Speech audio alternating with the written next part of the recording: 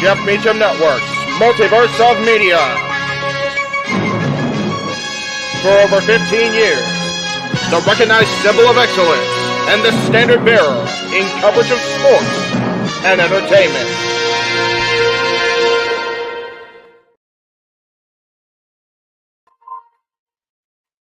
Fresh off the heels of arguably one of the greatest first days of any calendar year in wrestling history, in WWE history, we welcome you to day 2 and the superstars of NXT doing whatever it takes, be it good or be it New Year's evil, to succeed in the new year. Ladies and gentlemen, I am Jeff Meacham. He is the simple man Noah Foster, taking his notes, getting himself ready for tonight's presentation. We are along the Jeff Meacham Network Multiverse of Media. We will be joined momentarily by the renegade of his NXT, damn it, JJ Williams. He'll be in shortly. But before we get underway, we just want to say again, thank you to everyone who has tuned in over the last, honestly, all weekend and into the previous week. We've had just great viewership, great feedback, great content along the way here at World's End with the amazing presentation AEW put on, with the open mic night, our very special anniversary show we had with day 1 and Talk Wrestling yesterday, with For Love Wrestling returning this morning, Stat Boy Sports Bar just now, and now we are here live with New Year's Evil presented by the superstars of NXT.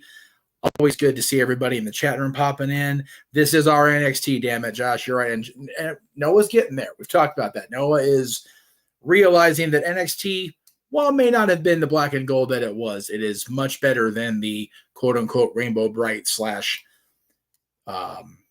color puke era, if you will, of NXT. So it's getting better. We're getting along there.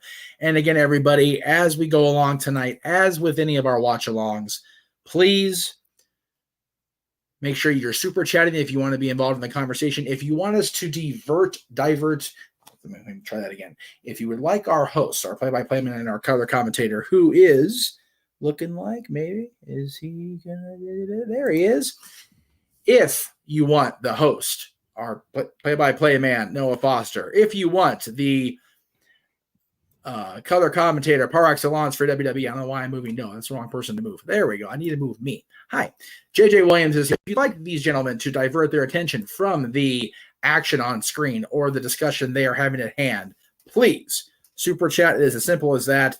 However, there is a great question that doesn't have a super chat but does pertain, and since we're not in the action yet, gentlemen, what is going to happen tonight on NXT? Well, I feel like NXT tonight is a little bit behind the 8 ball. Raw last night was a phenomenal show. You know, we had title matches. We had the return of Jinder Mahal, the great WWE champion. So good to see Jinder. The entire San Diego audience, of course, setting up The Rock's return. Of course, yeah.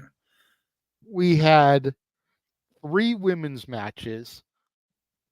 Still feel bad for the women that had to take place in that tag match that followed The Rock right before the title match of Seth and Drew. They were just in a shit spot. Yeah. There was nothing that anybody could do to save them, you know. I honestly, aside from like a Trish, Lita, maybe even the debut of Jade run in, like some kind of big surprise like that to pop the crowd, the women's tag match was DOA. Yeah, it's unfortunate. It is. But there is some speculation tonight. If we'll go to the first page of the screen that I shared, sir. Yes. No, I don't know if you've seen this because I know you don't scroll, but about 4:10 yesterday afternoon, Zelina Vega tweeted that she had a little secret. Then about a half hour later, Dragon Lee tweeted that due to visa issues, he is unable to appear tonight at New Year's Evil for the 6-man tag match. It was supposed to be Dragon Lee, Joaquin Wilde, and Cruz del Toro versus the No Quarter Catch crew. Damon Kemp, Drew Gulak, Charlie Dempsey, who of course we know is in Japan right now, and the fourth member whose name I don't remember. He was part of the men's breakout tournament. So give him a few more weeks, his name will grow on me. But he's still kind of a new body, so I don't remember his name off the top of my head here. But it got me thinking with Zelina's tweet, with Dragon Lee saying that the LWO has a surprise, with comments that were made in the AEW media scrum. Could this, Noah, be what we see tonight on NXT New Year's Evil? He's taking his notes. He's going to leave the pre-show to us, but simply I wouldn't rule it out. And again, if the contract is just expired, he has no 90-day non-compete clause working against him, and he's a former NXT champion. I could see that. Former NXT champion, former running mate of Zelina Vega. Zelina, of course, the female counterpart of the LWO. It just seems like it makes so much sense. You know, it's one of those things where it seems obvious. And I got mad on Saturday when something that seemed obvious was what it was. Right. Yesterday, it seemed obvious when the picture leaked of The Rock at the Rose Bowl that The Rock would be at Raw, and there he was. This just seems obvious to me. And I mean, I feel like NXT needs something to pop the crowd big time tonight in this LWO segment. The only other thing that it could possibly be, I think, would be Carlito. I don't know if that would get the same reaction, though. Yeah. Ray's out injured.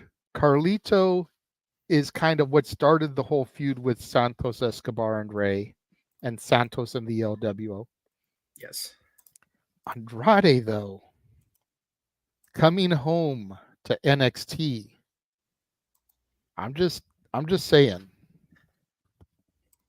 Yeah, I think they're both obvious, but on completely different ends of the spectrum.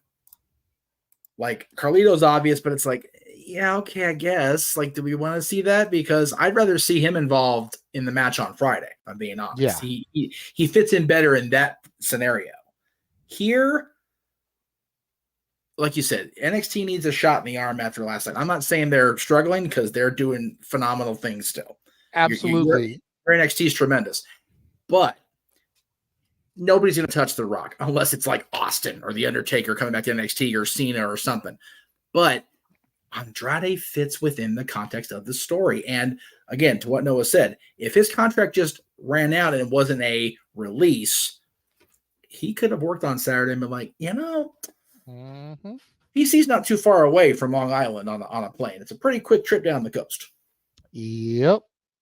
So, and also a lot easier to get there than it would have been to get to San Diego last night. That's fair. And and Rock I'm sure him and Charlotte reside in Florida. I'm pretty sure they do. And the other thing I was going to say, with Ashley being off for God knows how long with this multiple knee injury she's been riddled with, they're going to be bored to tears at home unless one of them goes back to work. And they'll probably drive each other nuts, both of them being at home, unless one of them goes back to work. I'm saying. It's, they can be all the lovey-dovey and all they want, but at home all day, every day, gets a little tedious after a while. So, and that's my speculation here. But other than that, man, I'm looking forward to the show. I think it's going to be action-packed. I think it's going to be hard-hitting. I think it's going to be good flow to the show, just like my NXT has done lately. I mean, hell, we discuss it all the time. Year and a half ago, Noah gave two shits about NXT. He wouldn't even give it a glance. He only did because he had to for the watch-alongs. Right. Now he's looking forward to tonight. At least half of the card intrigues him. Right. My NXT has changed his mind, at least turned the corner. He always says it'll never be what it used to be in his NXT. Right. But it's still a lot better than what it was during that Rainbow Bride era. Yes. But the question was asked, what's coming up tonight? This is what's coming up tonight, man. We've got the finals of the breakout tournament, JJ. I know you've Riley Osborne representing Chase U versus Obafemi. Obafemi's a beast, dude. And Riley Osborne very well could be the male counterpart to Thea Hale. Thea's had a crush on him since he appeared in the Chase U classroom. And I don't know, he could be what brings her back to the light side, away from Chasey Jane, back to the bubbly Thea that I knew and loved and crushed on. And you never know with Riley Osborne and his push here. He could be the golden boy that helps save the woes of Chase U. I mean, yeah, with what Mr. Chase and Big Duke are dealing with, they need a moment of bright here, a moment of positivity, and this kid may be that. So we'll see what happens later on tonight. This one I know everybody's looking forward to. Yeah, Ariana Grace, the daughter of Santino Marella, versus the prodigy Roxanne Perez. This is just one of those cat fight grudge match type of things. Yeah. You know, Ariana Grace thinks she's Miss NXT, sticks her nose in everybody's business, and Roxanne has just kind of taken exception to that as of late and is wanting to show Ariana Grace her place, if you will. Roxy's the one to do it in NXT. And then you talk about this with the scenario with Andrade. Yeah. Charlie. They said originally it was going to be 3 random members of the No Quarter Catch crew, but as soon as we knew Charlie Dempsey was going to Japan, it was like, well, he's not going to be in the match, so we know which 3 it's going to be. Right. But again, and honestly, that bums me a little because I love watching Charlie work. I do too. He reminds me so much of his daddy when he gets into that rain comes between the ropes, man. Yeah. You can see it in his face. You can see it in his look. You can see it in his technique. Yes. I don't care if he looks like Jeremy Allen White. I don't care if he looks like Willy Wonka. I still see his papa in him, and it is a joy to watch him hone his craft and just like a pile of yeast in the oven just start to rise. Yes. And we are getting ready to rise. It is the top of the hour, boys. Yes, sir. What is going on, Big G? Good to see you. Glad to know that you'll be watching NXT. I agree. We'll see what happens, though. Yeah. And you know what? You've still got Law and Order on the screen, so if you want to go through another match real quick. Okay. I was going to say with the Charlie Dempsey, if he does look like Willy Wonka, him being a champion is something out of our pure imagination I want for reality. So that's right. God, by gum. This one's going to be more fun than it needs to be. I'm not going to lie. Yeah, I mean, it's ranch hand or servant for a day. Oh, my God. Will Fallon Henley finally get her revenge and shut Tiffany Stratton up, or will it be Tiffy time? You know what? The agent of chaos in me wants to see Tiffany as a ranch hand just to get that reaction. Fallon as a servant it'd be one of those like, okay, like we get it. It'd be what it's going to be. But her as a ranch hand would be funnier than hell. Yeah, this one it very much would be like The Simple Life. If people remember that reality show back in the day, when Paris Hilton and Nicole Richie had to work as ranch hands, like it would so be that. Yes. And then, go into that title match, man. Blair Davenport and Lyra Valkyria. This is straight out of Noah's NXT UK. Like, I know this has got to be one of the ones he's really looking forward to. Absolutely. Oh, and then that main event. Is it Trick's time to shine? Will the mystery attacker finally reveal himself? Will Dragunov be able to withstand the rise that is Trick Willie? Will the Trick Mellow game come together or finally completely implode? And what will the injury that Ilya sustained at the hands of Rich Holland, who we'll also hear from tonight? Yes. How much will that weigh on the champion's fortunes tonight? It's all coming up right now. If you're on NXT, if you're on USA Network or wherever they air NXT in Canada. They're showing the highlight video right now to kind of get everybody excited. Noah, why so serious? He's prepping. He's in prep mode. He's ready to go. I'll say, like, his face looks like he's upset. It's a big week, man. Wrestle Kingdom's in little over 24 hours, man. He's stoked, and so am I for that too. That's true. It's gonna be a good night. The next 3 nights, man. I'll tell you what. It's a good week. Good week of wrestling, and we still got AEW Dynamite squeezed in there too. Yes, and we don't know what's going to happen there except the fallout from World's End. We don't have anything officially announced for that show yet. We got to figure that Adam Cole, the Devil, is going to make his first proclamation, if you will. Noah, go ahead and bring us in, brother.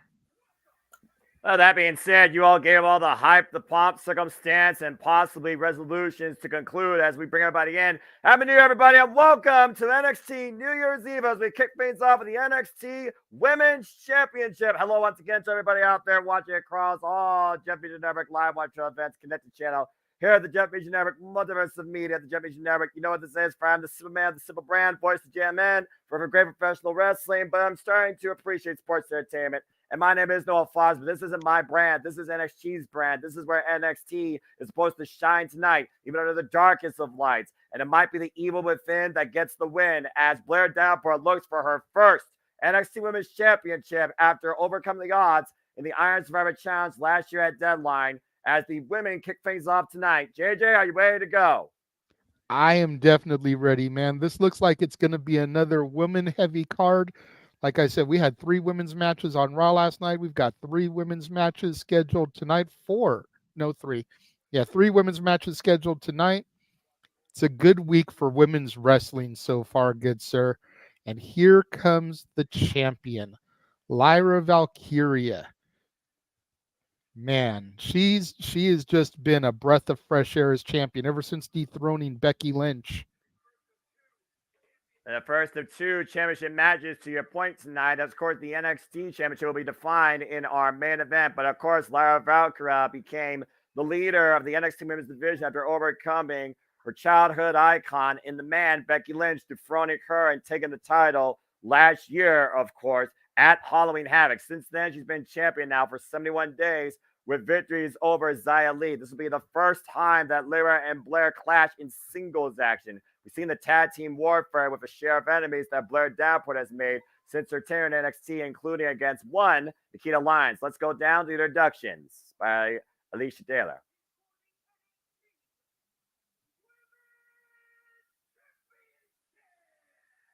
Blair just giving the side eye to Lyra, not taking her eyes off of her. Calls herself the Top Ganjin, former Stardom Tag Team Champion, Stardom Trios Champions, has not held a single Stardom title since 2020 in the now retired SWA Championship.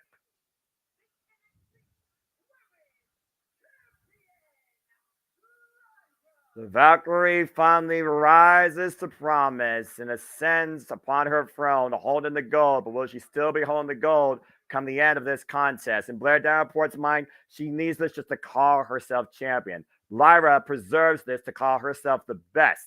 One of these two is about to define a resolution in leading this division with the NXT Women's Championship. There's a lot on the line here. The reigns were underway.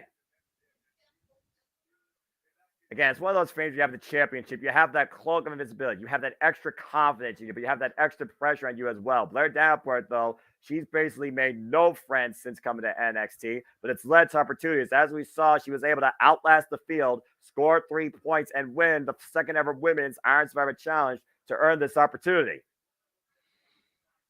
Some great chain wrestling here in the early goings, Noah.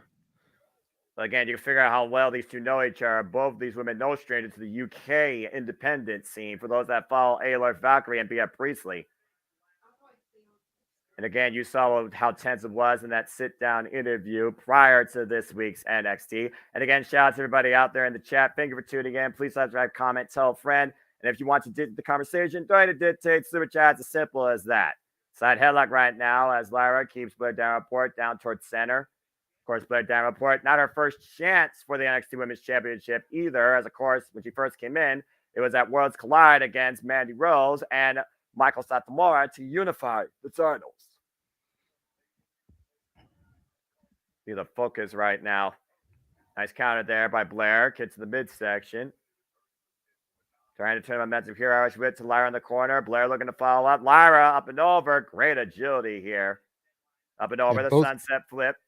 Both women, no stranger to each other, but definitely a very, very much a feeling out process in the early going, trying to figure out what style, what moves the opposition is going to go with.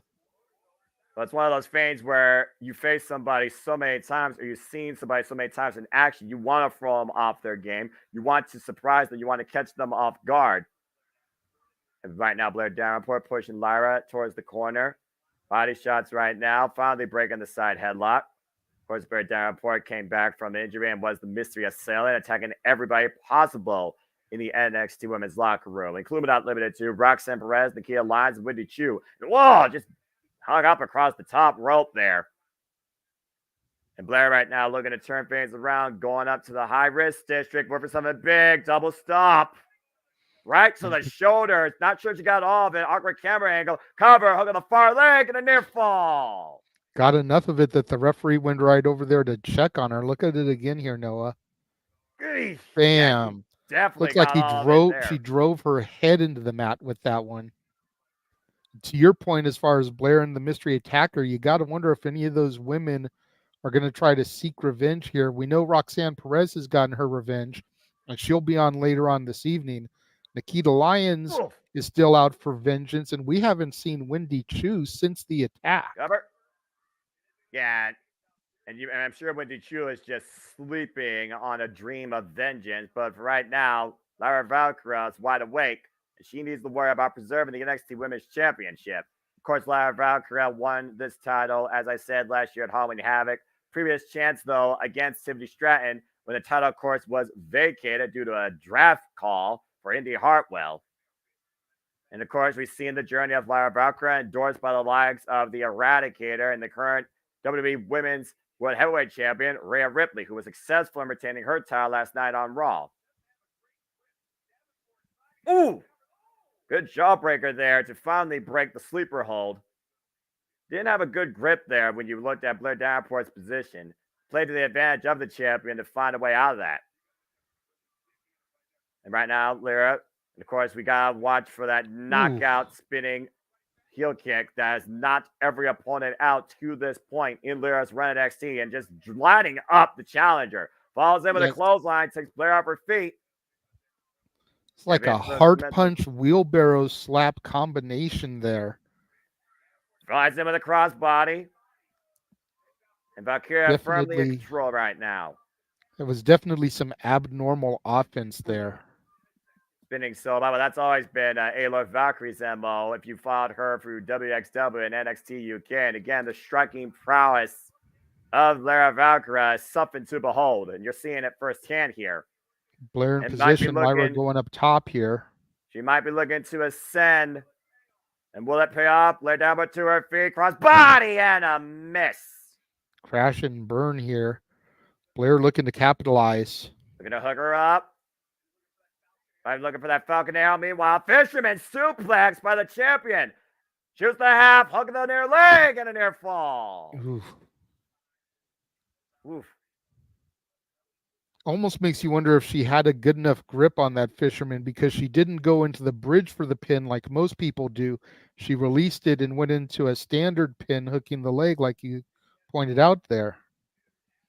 Again, it looks like we also have some breaking news at this moment, folks. Following this match, stay tuned as Kelly Kincaid, you might remember her as, of course, Quinn McKay from Ring of Honor, will give us a special update following the conclusion of this contest. And to your point, you got to think about the work done over by the neck. You saw Lyra and how much she's grasped that. And I think that definitely helped alleviate her position in that Fisherman suplex. Meanwhile, boom, man. Beautiful German. Fisherman German. Cover, hook of the leg, and another near fall for Lyra. Lyra Valkyrie's next been worked over, and Blair Davenport right now being worked over. These German suplexes, knocking the wind out of her and floating her up like an accordion. Again, you figure about the shoulder. Watch the way, to your point, Blair stops.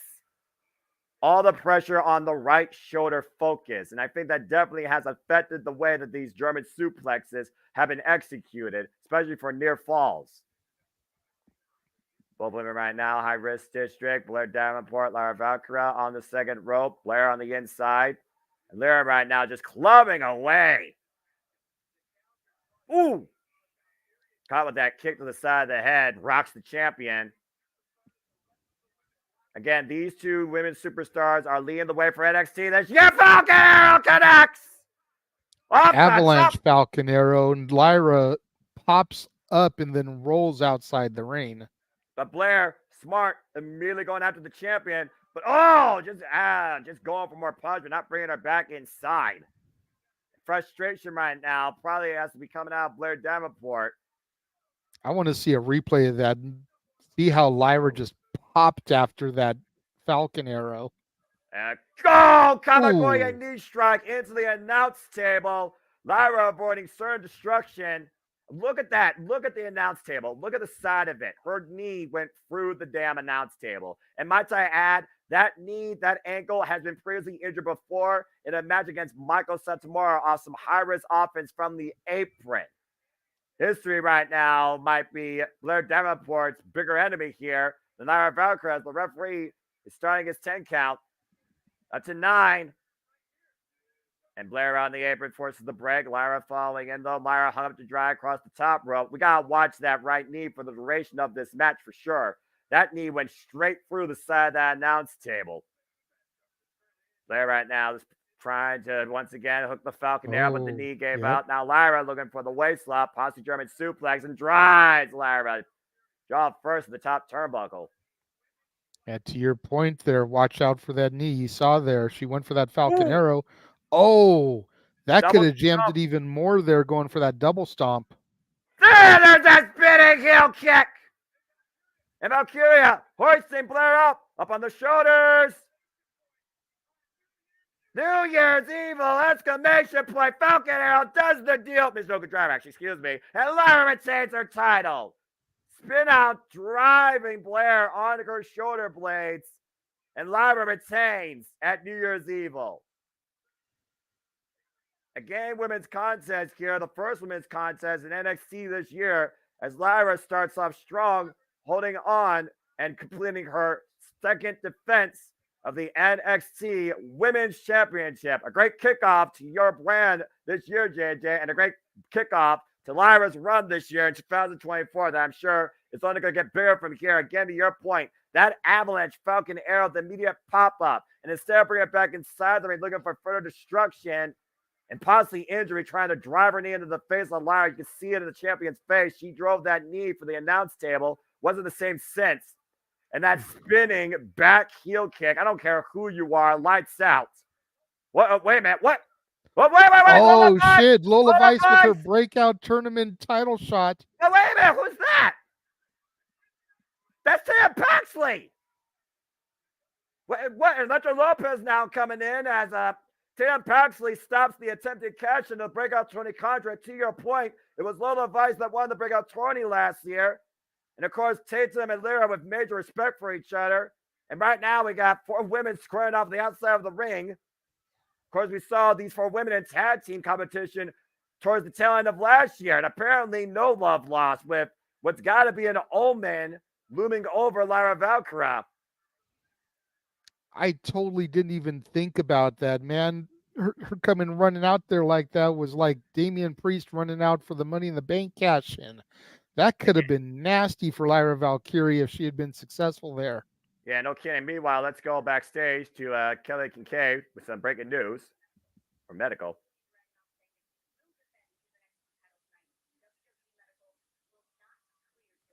What? Oh.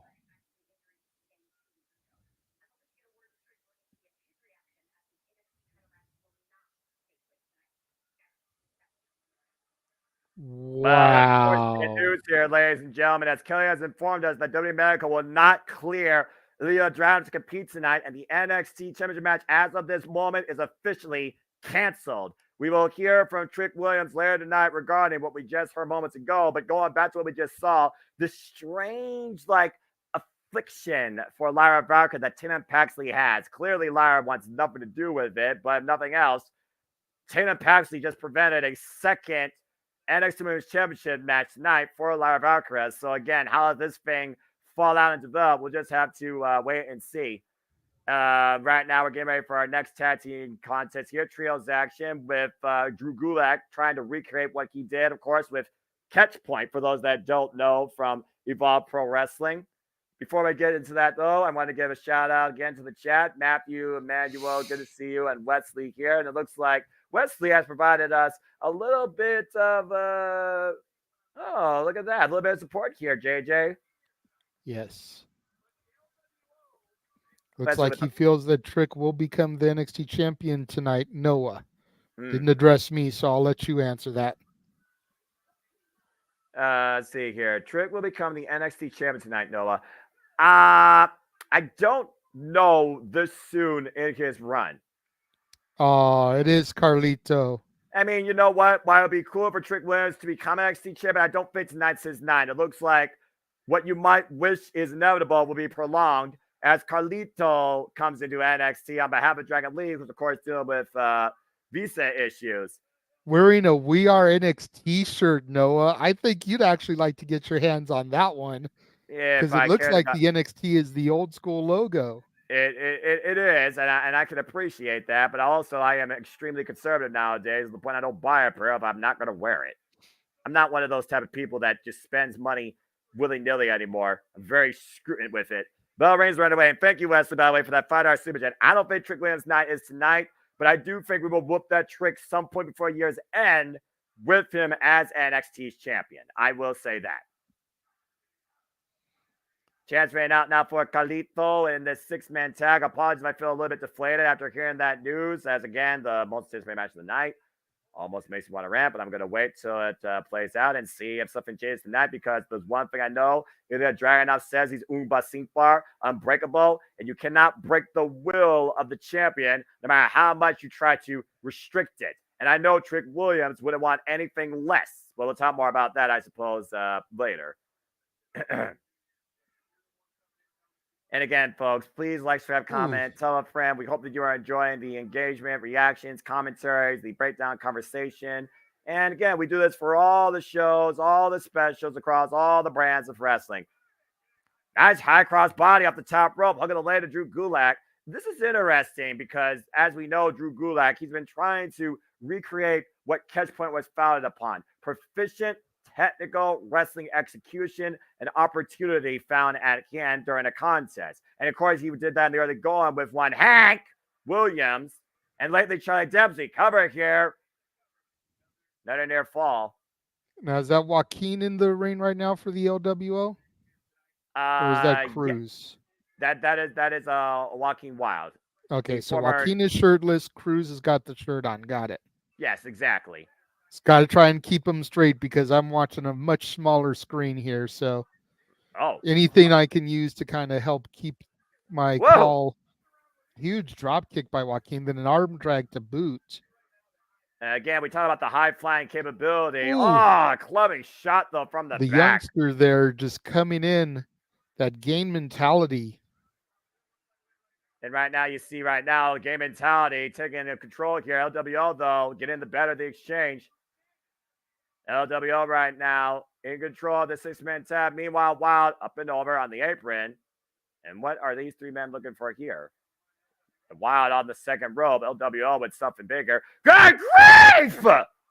Holy hell! Cruz del Toro and Carlito helped jerk the top rope there to help throw Joaquin further back. What a teamwork maneuver there. Holy hell. Look at this again, Noah. Boom. They helped launch him off that middle rope. You launching might be an understatement, JJ. He got some height and some distance on that. That was fucking ridiculous. That was Air Wild here. Screw Air Jordan. Yeah, eat your heart out, LeBron James and Montez Ford.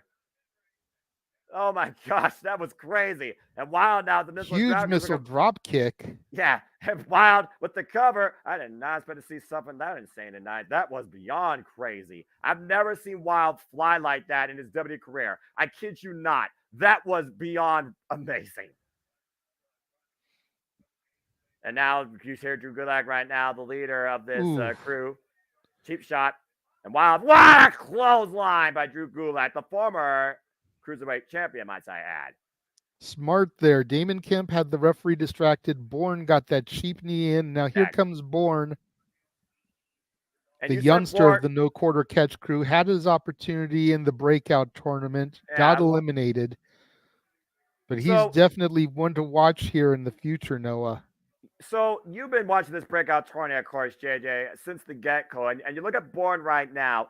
Do you think that Drew Gulak and the way that Drew Gulak approaches a wrestling match from a standpoint could pay more towards Bourne's current wrestling output? Like, would you consider Bourne maybe a technician in training? Absolutely, absolutely. I actually just went back to the graphics so I could get his first name, Miles Bourne. Thank you for that. Miles Bourne yeah, he's definitely a technician in training, man. I would put him in the same class as your Wheeler Yuta, your Daniel Garcia. He's that young boy of the no quarter catch crew who's got all the potential in the world, and he's got the veteran Drew Gulak to kind of help mold and nurture him into the same type of submission specialist that he is, that a Charlie Dempsey is. I figure Damon Kemp ran with the Diamond Mine for a minute. So they've all got that proficiency. Oof. Miles Bourne here could very much get sculpted in that same type of that performer. And his performance in the tournament was great. It just wasn't good enough. Gotcha. Okay, fair enough. Well, thank you for that insight, JJ. And of course, to your point, Charlie Dempsey that we were talking about earlier is currently now in Japan, in All Japan Pro Wrestling. I believe he's challenging Kazuhiko Nakajima for the Triple Crown Championship. But Kazuhiko Nakajima was successful in retaining it against Kento Miyahara last year on December 30th. An incredible contest as Nakajima is channeling basically his own Inoki as being the king of kick and the strongest at it right now. If you've looked at his current display lately in All Japan Pro Wrestling since his leave from Pro Wrestling Noah. And thank you, Sandy, by the way, for your thoughts regarding that yesterday. I forgot to talk about that, of course, when she brought that up. And right now, Damon Kemp right now picking the ankle, of course, lump hole of Diamond Mine after the betrayal. But, of course, now to Drew Gulak here, swing and miss. Tata Carlito. And things are about to get cool in the ring. Well, you hope so. I don't see an apple in hand. And we're not going to talk about his current fame unless you want to hear me rant. Meanwhile, Carlito right now picking up speed. Nice rising knee strike to Damon Kemp. Miles Bourne, double clothesline at miss. Double clothesline by Carlito. Takes Bourne and Kemp down. If you want to hear Noah rant about Carlito's current theme, that'll be a $10 super chat to the Casa D18 Studios channel.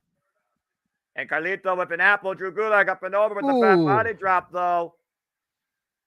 Huge back body there by Carlito. Who brings an apple to a wrestling show? Carlito. Boom! Spine on the pine. Number 2. It may have been on the pine, but it was only fine. Not enough for the 3, JJ. Ooh, super kick by Wild, though. Meanwhile, Miles Bourne sends him up and over, and Bourne flies in runs him over with the clothesline. Playing the issue right now. Oh, wow! Up the rope, and right now, Damon Kemp hooking up the Toro. Up and around and slammed down. We're down to the 2 legal men again. Damon Kemp and Carlito hoisted up. Ooh, backbreaker. And all 6 men are down right now. How about a furious exchange among all 6 of these competitors? Damon Kemp right now going for the cover, shoots the half, hook him a leg. Is enough here? No, Carlito finds a way to escape. Nice Wile E. Coyote cam shot there showing us where everybody is. I was about to say, you don't usually see that in NXT, let alone outside of Money in the Bank matches. I'm just saying. Or War Games. Joaquin Wilde going back up to the top rope. Whoa, my tornado to the outside. Wiping out Drew Gulak and Miles Bourne. Beautiful execution off the top rope by the former GJZ. If you know, you know, folks. Impact Wrestling. Okada roll by Damon Tipp. Again, there was a blind tag, though. He is not legal. Del Toro is. And Carlito. Backstabber. There it is. Del Toro right now might be looking to fly. We've seen enough agility taking down these technicians tonight. Carlito put him in the drop zone. And somewhere Del Toro is looking to soar back turn. Phoenix Splash finishes business. Del Toro with the win for the LWO. I will admit that Carlito and NXT in this trios match was pretty cool. What's not cool is Death Rebels, lame brain, generic ass nonsense. You can get on any free music based service like fucking SoundCloud, where CFOS actually put purpose in the music, recognize the character, kept the originality. You want to talk about something cool? You want to talk about something you can actually recognize? Go back next time to the freaking early 2010s when Carlito's theme actually had purpose. There you go, Wesley. I hope you enjoyed your rant. But I digress. Big backstabber by Carlito. Again, let's take a look at some of the highlights here. And then Del Toro with the hike, the twist, and the splash connects on Damon Kemp as the LWO tonight gets the win. You gotta wonder, Rey Mysterio's gotta be all smiles. What's going on for Charlie Dempsey's mind? Especially if Charlie Dempsey succeeds in All Japan Pro Wrestling. Ugh.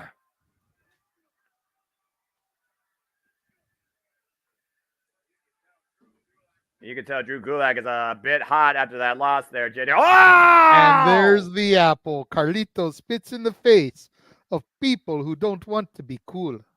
In 2024. Well, congratulations to the LWO and welcome to NXT, even if it's only for one night. Carlito. That's awesome. I want that t-shirt. Okay, we got Trick Mellow Game backstage. Yeah, let's go ahead and hear what's going on here. Of course, we finally know that Trick Mellow Game is back on full display after all those rumors and speculations of these two finally put to rest.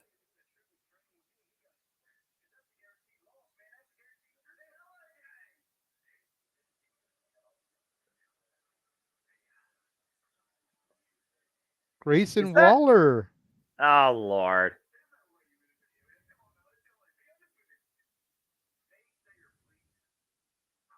Wow, really, Trick? I mean, yeah, you were there as a survivor. You also were here 1 year ago on New Year's Eve, and you lost to Braun Breaker, falling out of the ring. I remember when you exploded the freaking turnbuckle platform, Braun Breaker in the corner. Before me and James talked about burger shapes. What was it afterwards? I can't remember.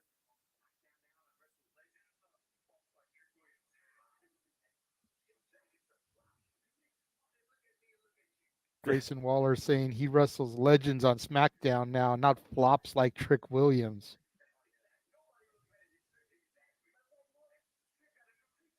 Oh, look at that. Trick got a new t-shirt. Wait, what? What? Carmelo! What the hell are you saying? I think Carmelo just let his mouth overload his ass. Yeah, Melo needs to not write checks that his ass can't cash. Well, I guess we'll see if Shawn Michaels makes this match official. What will be official, folks, is again, the JMN Multiverse of Media live watch event scheduled for the first week of the We Gonna Die schedule. Keeps you in tune with all its happenings in professional wrestling sports team at 2. We'll be back here after tonight, next time on Friday night, to acknowledge the first SmackDown of the new year. SmackDown New Year's Revolution. Of course, we'll be covering it, and we'll be on the air live 8 p.m. Eastern Standard Time. That is SmackDown New Year's Resolution. Stay tuned for Revolution. Stay tuned for more on that. We'll crown a new number one contender to challenge Roman Reigns for the undisputed Universal Championship. Date to be determined. I imagine it's going to be Royal Rumble against Randy Orton, AJ Styles, and LA Knight. Yeah.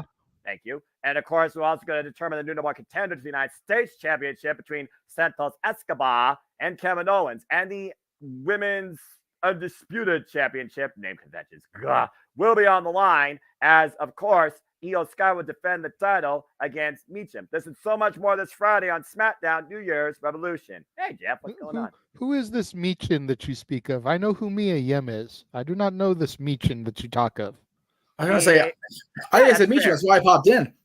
Wait, Meechin, is that Chinese food? This is Meechum. Is that what you meant? Was that a bot in your lingo? Let's go with that. Yeah, we got Mia Yim on SmackDown. We got Meechum in the booth. Let's go with that. Hi, Jeff. What's up? Just felt like popping in during the full commercial and saying hello to everybody. And once again, reminding everybody that we appreciate the super chats. Just follow the ticker as we do going forward. Yes. We're going to make sure we actually super chat and acknowledge them when the match is on. Again, very much appreciate the $15. Just we're a wrestling stream, not a class in manners or commands. Thank you. Absolutely. And I am going to address the real Wyatt real quick. At least this Trick Mello story isn't going as long as the Adam Cole Devil story went. Jesus, right? Yeah, that felt like an eternity. You figure about All In, that was in freaking August. So that's fracking 4 months plus. Why the Trick Mello conspiracy theory has only been about 2 months, give or take. And it'll probably get resolved here either tonight or Vengeance Day at the latest. I'd say Vengeance Day should be the final note, but I still think that Trick Mello game needs to stand deliver before we really see what changes in your NXT in 2024. Yes. Well, if I may take a moment, gentlemen, while we are on full commercial, I did receive something in the mail today from Statboy, if he is still watching. He had requested I open it on the sports bar today, but time crunch was what it was, and we weren't able to get to that. So I told him we would either get in the pre-show or first full non-picture-in-picture commercial. So since we have that opportunity, I'm going to open it. Would you like a solo shot? Let's just do this thing. And it is... Dun, dun, dun, dun, dun. Oh, wow. There it is. There you go. There it is. In all its glory. That bitch. Jade Cargill, AEW action figure. There you go. Thank you very much, Statboy. Appreciate that. Thank you very much, Dory Lou. Appreciate that. Nice one. I imagine he's never going to open that thing. We've got that bitch on the action figure at JJ's place. We've got Nikki Glazer on Barbageddon Monday. I'm watching Barbageddon now for sure because that bitch is funny. And Chase U on the television screens as we go back to NXT. Riley Osborne in the Chase U classroom. Looks like he's taking his final exam for the breakout tournament final. Talking about guys like Finn Balor, Drew McIntyre, William Regal, Fit Finley. Well, he's got inspirations, but I don't know if he's got academics because I don't think you get that at Chase U. Aspirations to be champion in 2024, made it to the finals. To your point, JJ, once again, your accredited institution has a big opportunity as Riley Osborne is in the finals of the men's breakout tournament. And based on the highlights I've seen him deliver incredible agility and a picture-perfect moonsault after overcoming who you thought was going to be in the finals, Lexus King. Yeah. And he beat Keanu Carver as well there in the first round. Jeff, I just shared the bracket if you want to bring that up real quick. And it looks like it's official. The Battle of the Iron Survivors tonight. Trick Williams, there you go. Trick Williams, Grayson Waller, Battle of the Iron Survivors, and the winner will be the number one contender to the NXT Championship. So there you go. That's how we got to the finals here. Riley Osborne defeated Keanu Carver and Lexus Keene. Obafemi defeated Miles Bourne, who we just saw in that 6-man action, and Tavion Heights. Interesting. Meanwhile, there she is, Mrs. NXT, Ariana Grace, Santina Morella's daughter, in action against the prodigy, Roxanne Perez. And the thing, this all happened after a little bit of a verbal confrontation where Roxanne Perez slapped the red lipstick off her face. And let's be honest here, since Roxanne Perez lost that steel cage match, JJ, Roxanne's been a little bit unhinged. Yeah, definitely. Roxanne has been going down a different path. I don't know if I would say that it's a dark path, but definitely a more aggressive path here. Excuse me, these past couple of weeks. Oh! Talk about slap a bitch. Well, I mean, again, you say it's not about wins and losses. I think Roxanne Perez would disagree, being a former NXT Women's Champion, and after losing that steel cage match against freaking Kiana James, where business might finally pick up for that competitor, Roxanne Perez is looking to start off her new year in a better light. Hopefully at New Year's Eve, starting tonight. And of course, Ariana Grace here, as you pointed out, daughter of Santino, the niece of Santina Marella, beauty queen in her own right there. Right. Definitely you can see where she gets some of her gimmick inspiration. Look, all I'm saying is don't start blowing a trombone when you start winning matches. That's all I'm going to say. Ooh, look at that. She lured Roxanne into a false sense of security, offering her hand for a handshake, and then slapped her. And she paid for it, once again getting slapped like a bitch.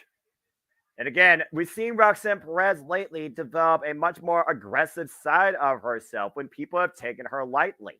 We've seen that really develop ever since her fallout with Blair Davenport, which, like you said, she did get the better of in the end in front of her family at Great American Bash last year. Nice back elbow strike, though, by Grace creating distance. Irish whip off the ropes, and again, Roxanne Perez, high place of her advantage, along with her agility, doesn't need the clothesline again, flies into the cross body. And again, Roxanne Perez has done everything in this NXT breakout tourney. Tag team, nice Money Straw Cradle here. And look at this roll through in the bridge. And a 2 count. It's the reason why they call her the prodigy, man. You listen to Booker T on commentary here in my NXT, and he can be annoying as shit. I am not even going to lie. Hey, that's but true. You listen to him on commentary whenever Roxanne is in the ring, and he sounds like a proud papa. Her, of course, coming through his reality of wrestling school. Kick to the midsection. Roxanne Perez drives her into the bottom rope, though. And of course, Roxanne Perez overcame so much adversity, including her own self-anxiety, and catapulted up into the second rope. Again, we've seen what it takes lately to trigger Roxanne Perez, and why she's been able to use that sometimes to her advantage has also been to her, basically her fall. It's been to her downfall. We saw what happened again in that steel cage when that freaking business investment of whatever the hell her name was helped Kiana James win. And she didn't even have to escape. She pinned her in the middle of the ring. Let's take a look again at this catapult here. Sent up first to the second rope. I don't know what part of that catapult was worse, Noah, the throat going in the top rope or the whiplash on the head on the bottom. Double impact. Either way, still cable. Ooh, nice vertical suplex there by Ariana. Goes for the pinfall. And a near fall. I like the float over. She immediately went to hook the leg. Very good fundamentals here right now by Ariana Grace. Of course, Santina Marella, Ebony Corelli, the director of Applaud for Impact Wrestling, TNA Wrestling. Of course, that starts this year, January 13th, at Hard to Kill, which, of course, we will cover here. And again, shout out to my NOLA correspondent. That's to have a great time there. And, of course, the women are taking full display tonight. And, again, we will see if the working class beats the rich class as loser becomes summer for a day between Timothy Stratton and Fallon Henry. Nice roll up there by Roxanne Perez. And that will be the match coming up next. Again, you look at Roxanne Perez and everybody just looks at this little girl, this underdog. This person can't hang with us. She's not at my level. She's not class. And Ariana Grace basically is trying to make an example out of Roxanne Perez tonight. But again, former NXT Women's Champion, Royal Rumble participant, breakout tourney winner, tag team champion. She's done everything possible and more since her tenure in WWE that's only been in NXT. To counterpoint you, though, people look at an Ariana Grace and they realize she's the daughter of Santino Marella, who was a joke character for his entire WWE tenure. They look at her beauty queen gimmick and they think that she can't go, that she's just another pretty face that the WWE hired to try to make marks get hard. And she gets in the ring. She delivers technical prowess like we've seen with these suplexes. She's not one to be taken very lightly either. And Roxanne Perez right now being the aggressor in the corner. A different anger coming out of the Prodigy tonight, who has to be boiling over. Oh my. Right into the eyes, in the face, dropping her at first. Grace just literally blinded Roxanne Perez for the moment there. Now looking to hook her up. Roxanne still fighting back, though. Meanwhile, Roxanne up and over. Pop Rock! Pop Rock cover to Roxanne with the win!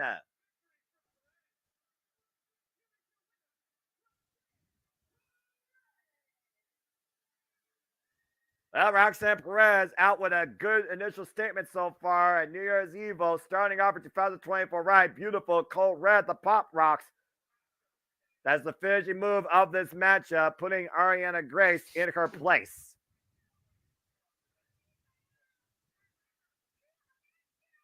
Ariana Grace saying she has issues. Oh, wait a minute. Whoa, hold on here. I wouldn't say Roxanne Perez is anger management. I think Roxanne Perez is just tired of being, talked down upon, particularly by Ariana Grace, and Ariana Grace is paying for it. But we need to create some separation here. We need to get some officials out here. Roxanne, I think, is tired of people trying to walk all over her. Yeah, look at the crossface. They take her kindness for weakness. Yeah, officials calling for more help. Roxanne Perez is not letting go of this hold. It's almost like a maniacal smile on her face. She loves what she's doing right now. I have not seen this out of Roxanne Perez since she's come to your NXT. Officials doing everything they can to separate these two for the sake of Grace. Well, wait a minute. Alicia Taylor coming in here. And the official right now.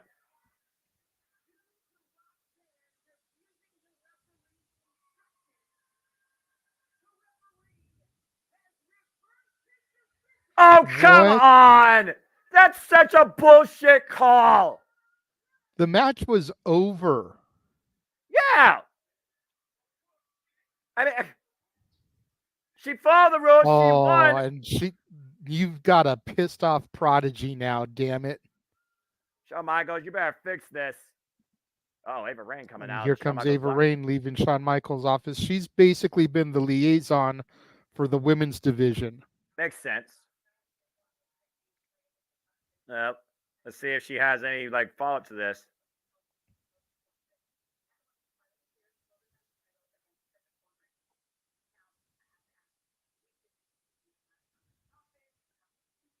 Target Superstar.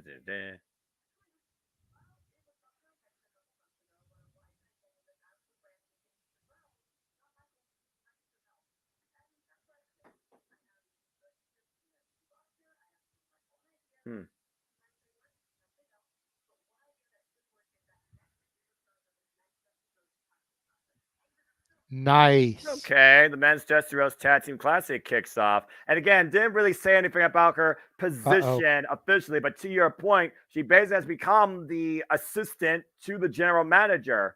Very effective for the women's locker room in general. And with that representation, especially with the internal locker room representation of Ava Raine, I think that's a very good role for her. I think this is a very good move.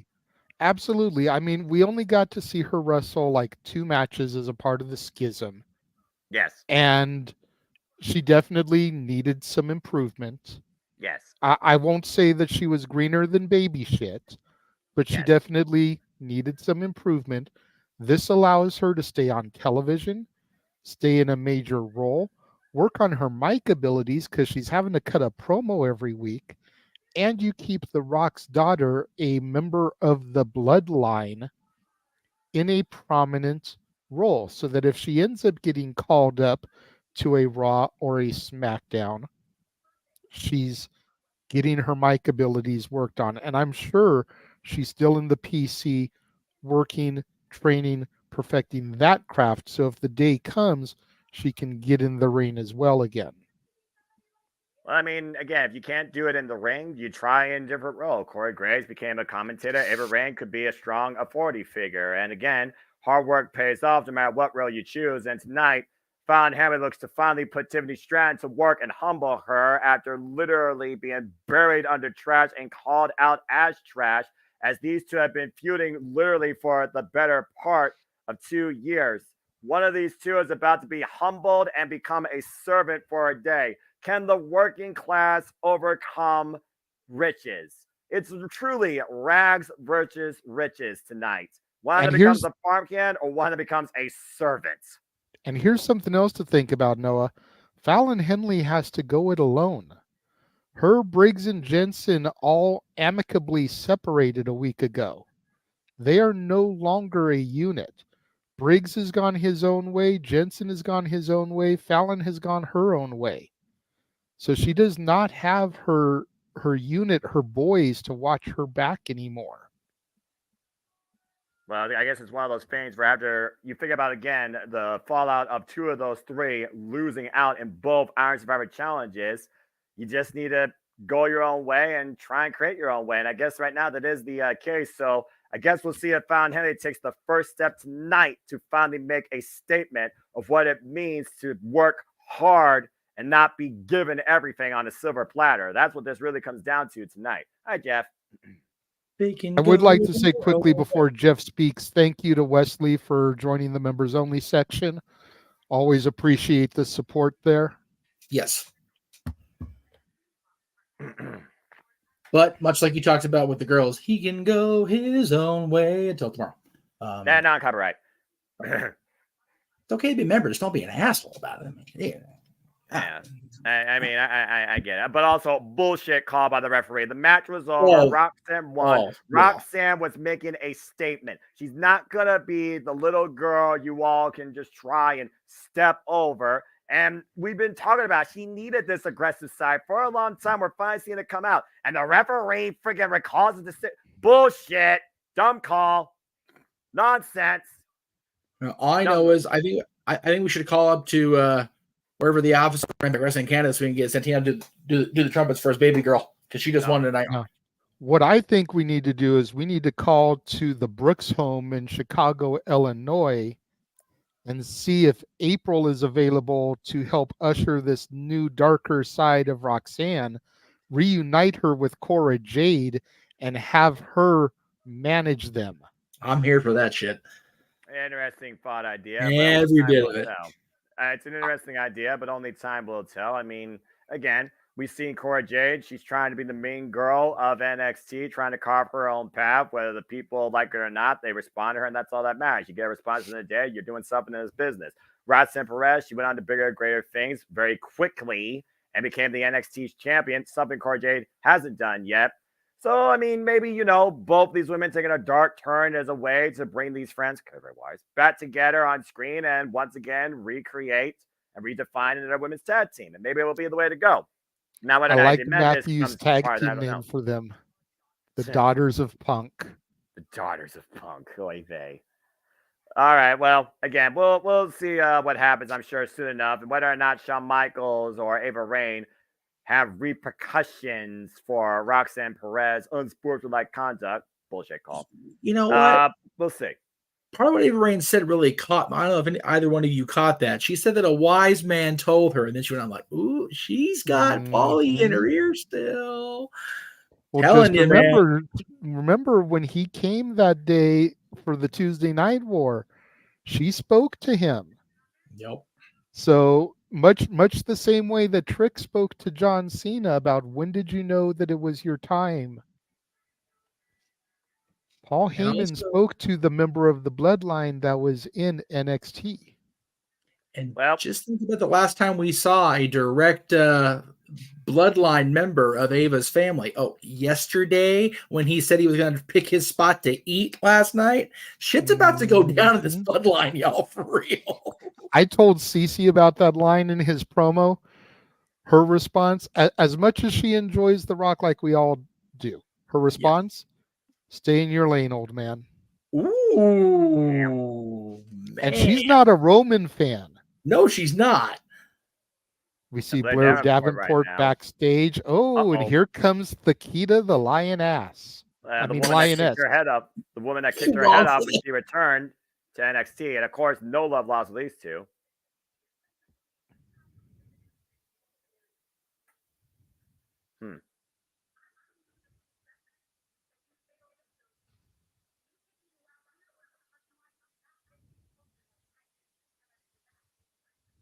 And the key Lions wanting to do stuff in the ring, so the score once for all.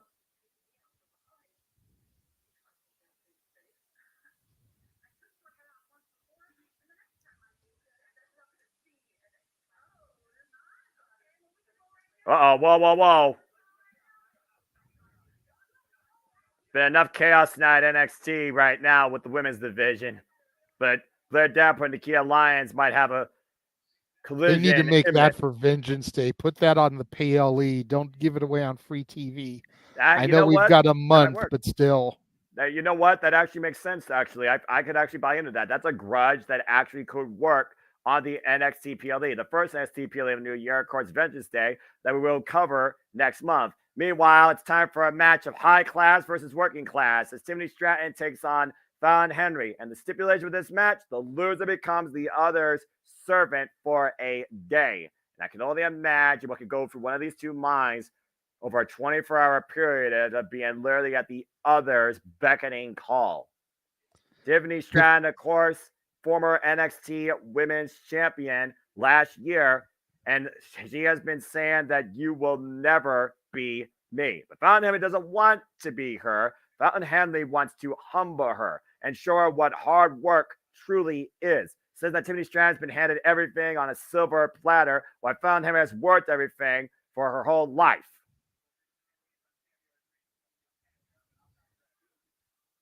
It's city versus country. I am so torn with this match, Noah, for real. Oh, Tiffany has beyond earned my respect the last 365 days, but I love me some Fallon Henley too. Again, we also talked about, loser of this match becomes either ranch hand or servant. You can pretty much guess which one is which. Again, these two, they've been tied up with each other since 2021. First time one encounter, Tiffany Stratton won. In 2022, at Roadblock, Fallon Henry beat Tiffany Stratton. Later on in June last year, in 2022, Fallon Henry got the better of Tiffany Stratton. And as we saw last year, December 13th, prior to deadline, afterwards, it was Fallon Henry that beat Tiffany Stratton, but was literally taken out with the trash and buried underneath it, which brings us to this contest tonight. They've been at each other's throats for the better part of the last year. And of course, we saw the fallout and the tensions really come ahead at deadline. Fallon Henry, the underdog of that whole field, cover here and a 2 count. And right now, Fallon Henry's finally trying to put Tiffany Stratton in her place.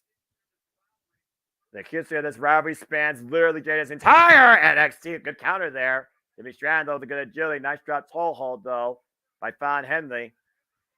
Oh, right to the side of the head with that kick. Fallon in firm control right now. Well, Tiffany Stratton just took control, coming up a handful of hair and driving Fallon Henry into the ring post. For those that don't know, Fallon Henry is the former Tessa Price in the independent scene with more ring experience in her entire career than Tiffany Stratton, who's literally been built only out of NXT. Is Tiffany Stratton about to acquire a new servant for one day? Find out as we continue this match in picture-in-picture. Tiffany Stratton is, the definition of what the NXT system, the current NXT system is all about, because a year and a half ago, you would have looked at her as exactly what she is. She is NXT's Barbie girl living in a Barbie world. Something you know a lot about if you look at Noah. That's what I call karaoke, but I digress. But Fallon, to your point, is that journeywoman. She's been around the block a few times. She got scouted from other promotions and brought into NXT. You know, she's been molded by the system, but she hasn't been sculpted by the system the way Tiffany has. Tiffany Stratton believes she's the most precious gem in the entire NXT women's division, while Fallon Henry is better off preserved behind the darkest shelf in a pawn shop. And you know what? With Tiffany's performance the last 365, it's hard to argue that. Well, momentum is everything, and wins and losses, I do believe, still matter, especially in your NXT, which again is the developmental brand. When you figure about both these women's developments, there's no denying that Tiffany Stratton has progressed further than Fallon Henry. Ooh, just ripped down by her hair to the mat, sent up and over on her head. I agree with you, Matthew. Cover. Tiffany is everything Charlotte wishes she could be without the famous last name. Accurate. Tiffany Stratton firmly in control right now. Fallon Henry now looking for a crossface here or a chin lock, driving her knee into the lower back of Fallon Henry. But again, Fallon Henry is the definition of us, the common folk, the working class, those that literally put their own blood, sweat, and tears into everything they want and everything they want to achieve. She wasn't born in Beverly Hills 90210. She wasn't born from a pedigree. She wasn't given her daddy's credit card with a $10,000 credit card limit with a Mercedes-Benz at her beckoning call when she turned 16 years old. Fallon Henry earned everything on the farm, including That's why she connects so easily with all the fans. The fans relate to her. It's hard to relate to a girl like Tiffany unless you come from the upper class. Can't even say the upper middle class. No. Unless you come from the upper class, you cannot relate to a girl like Tiffany Stratton. Tiffany Stratton is the girl that is always out of your league, where Fallon Henley is the girl next door. She grew up country. Like I said, what happens when a city girl meets a country girl? The story of JJ's NXT's women's division. Of course, Fallon Henry has saved even her family's bar at one time from certain destruction into an apartment complex by one Kiana James. And right now, Tiffany Stratton might be in trouble here. You see the eyes of Fallon Henry. Nice open palm strike. Fallon Henry trying to create momentum here. Fuck TV. Fuck commercials. I'm just saying. Oh, dropped her first in the second rope as we are back here in NXT. And Tiffany Stratton looking to regain control, drive, and offer way in the back of the head and neck of Fallon Henry. Doesn't need the clothesline, though. Fallon looking for control here. Both women right up against me. And both collide and both down the middle of the ring. Huge double clothesline. Both women getting a breath here. Take a look at this again. Wham! Oof. Could you imagine Fallon Henry putting Tiffany Stratton to work on the farm, shoveling manure? I think that would be the best for TV, which is why I think Fallon may get this one. Servant would be too ho drum, you know. Yeah, hello, Cameron Grimes and LA Knight $1 Million Championship. I'm just saying. Been there, done that. Nice spinning soulback kick by Fallon Henry and a big right hand rocking Stratton, taking her down with a clothesline. Fallon Henry but like I said, Tiffany Stratton doing farm work, that would be like the Simple Life TV series. And that got good ratings, especially the first season. As it continued, the ratings kind of declined a little bit. But that first season where they were on the farm, some of the best ratings they ever did. Well, I'm just going to say this. I may be a simple man, but I'm always going to be city versus country. And as far as working classes go, there's the top 1%, and then there's everybody else. Fallon Henry up to the top rope right now. Nice cross body, hook of the legs, and not fair to humble Tiffany with a near fall. Again, a lot on the line here right now. And looks like we got breaking news from Shawn Michaels' Twitter. Just got a call from a former NXT champion who wants to stop by and watch the new main event. Ooh. All right. Who could that be? Well, there's definitely a number of people that definitely had their history of Grayson Waller that have held the NXT Championship. Crucifix Bob Tiffany was almost beaten. That was who says that it's got to be someone who's got history with Waller? True. You know, take a little replay here. Oof. Beautiful crucifix bomb there for a nice 2.5. Tiffany Stratton right now might just be 1-3 count away from working on the ranch. But again, the work done the small of the back. Found unable to capitalize. And up and over, though. Breaks up, creates distance. Von Henry, though. Whop! Plant him with a spine buster. Cover. 2. No. Again, Tiffany Stratton's got enough servants as it is. I mean, does she really want Fallon Henry to be put in her place? Meanwhile, prettiest moonsault ever. Whoa, roll through land on her feet. Just denied. Great scouting there by Fallon Henry. Back elbow strike and Fallon out of the corner, but she's looking for here. And oh my! Nasty fall for both there. I'm not sure who got the worst of that spill. Again, so much on the line. Fallon Henry looking to finally put Tiffany Stratton in her place, humble her with the worker's life. Tiffany Stratton once again trying to prove nobody can beat her, and Fallon Henry is just trash. Up on the shoulders. Fallon Henry, though, grabbing the bottom rope. And Tiffany looking for something here, but Fallon denying. And they go, oh, just drop face first across the apron. Again, we talked about the bad blood with these two going all the way back to 2021. And Tiffany grabbing a chair. This is not no disqualification. What's she doing? If Tiffany uses this, she'll be disqualified here. Again, might be looking to make a statement versus win. Gets a midsection, though. Drives the chair out of Tiffany Stratton's hands. While Tiffany right now jockeying for control with the official. Official takes the chair. Oh, man, what a shining wizard! Covered by Fallon. 2. Fallon Henry has beaten Tiffany Stratton. Get your cowboy boots up, girl. Tiffany Stratton's going to have to get into some cowboy shit next week. Quite literally. Fallon Henry just turned Tiffany Stratton into a farmhand for one day. Tiffany Stratton is Fallon Henley's servant. How poetic. Let's take a look at the replay here. The prettiest moonsault ever. Roll through denied. Meanwhile, jogging for a chair. Bam! That shot right to the head there. Not really shining wizard, but still you get the gist. Tiffany Stratton lights out.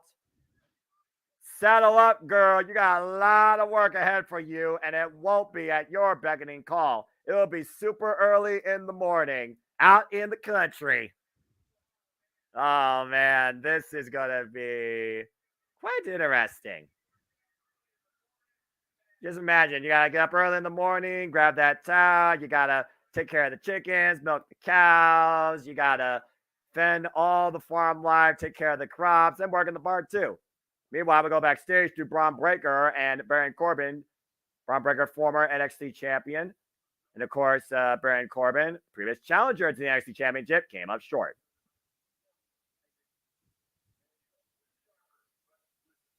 I'm glad to see that Tiffany Stratton will be putting her in her place. Always pisses me off when the rich just gloat, and show up their wealth. I'm better than you because I have a freaking 6-figure. Interesting. Fuck off. This is interesting. Baron Corbin wants Braun Breaker to be his partner for the Dusty Classic. That could be a devastating tandem if they can put their egos to the side. They would probably be the clear favorites. I'm just trying to look at Baron Corbin's track history of working with others. Okay, but look at Braun's history of working with others. That's why I'm saying if they can check their egos at the door, Baron's experience and Braun's strength and raw power, that could be huge.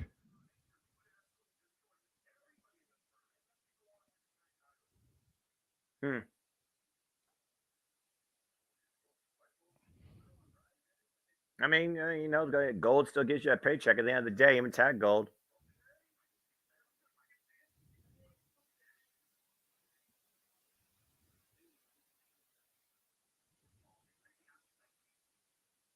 Yeah, so much for checking that eagle, JJ. I didn't say it would happen immediately, Noah. I'm just saying if they can check their egos.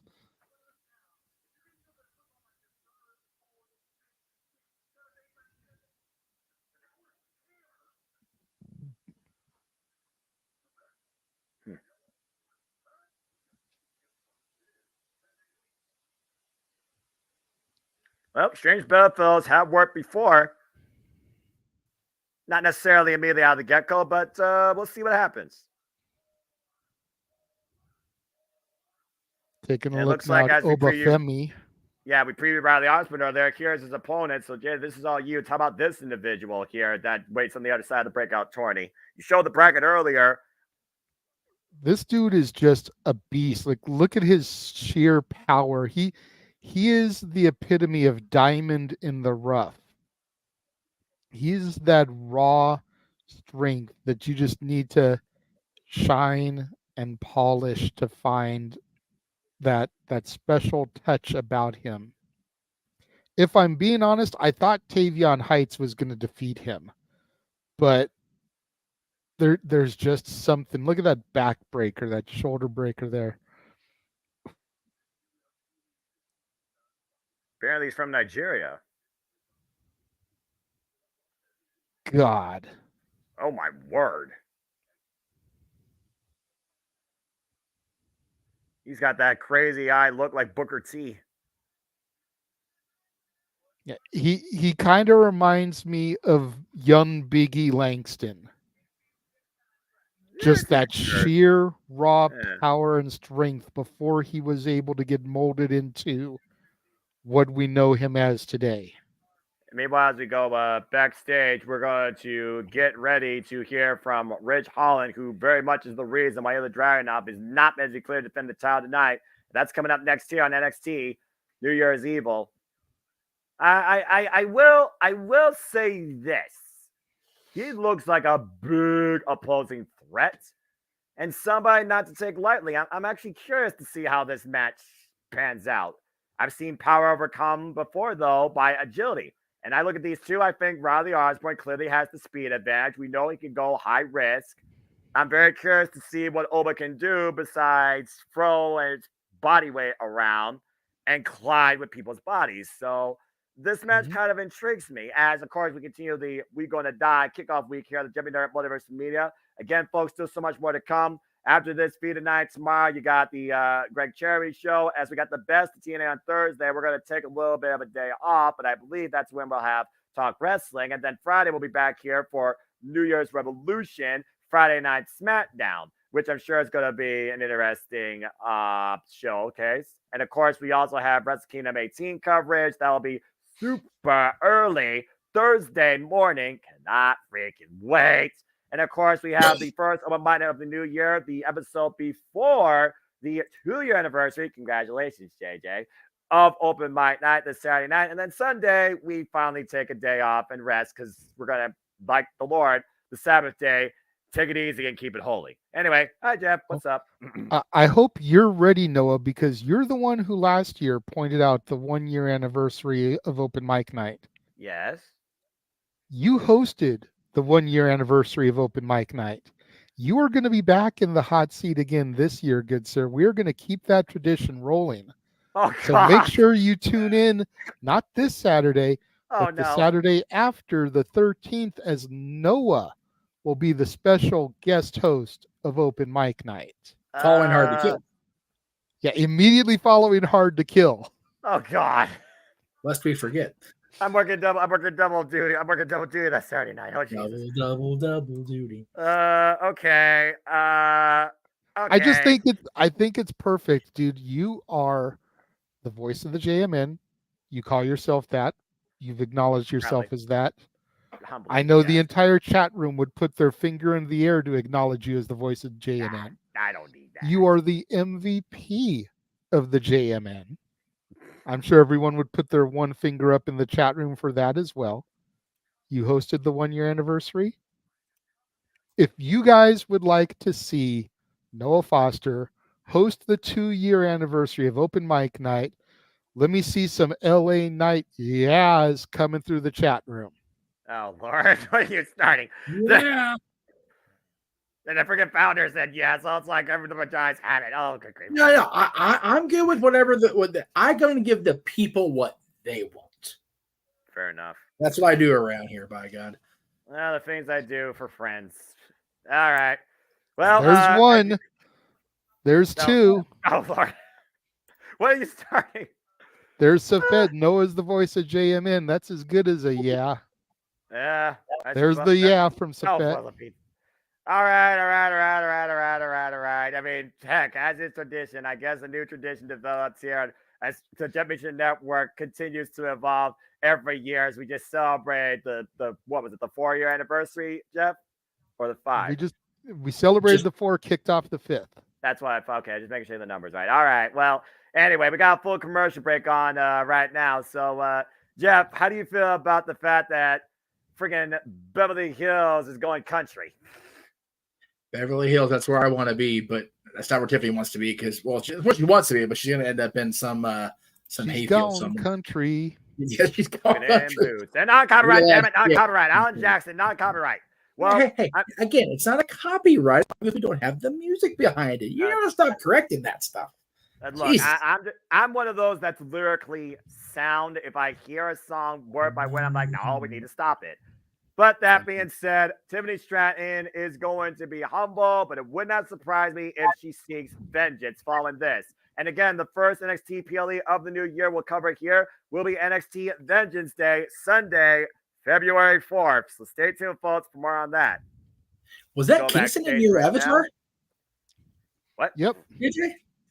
Yep. Wow. I'm impressed. All right. Back to... here we go. Here we go. Resident Mean Girl, Cora Jade, in the locker room. Oh, boy. Well, Gigi Dolan sitting in Cora's locker spot. Yeah, I don't think it's coincidental, JJ.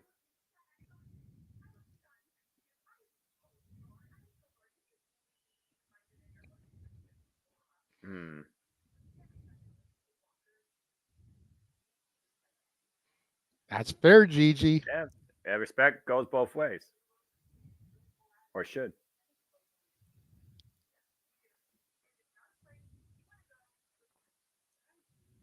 Oh, the women grudges boiling over. Looks like Gigi Dolan and Cora Jade are set up for a date inside the ring.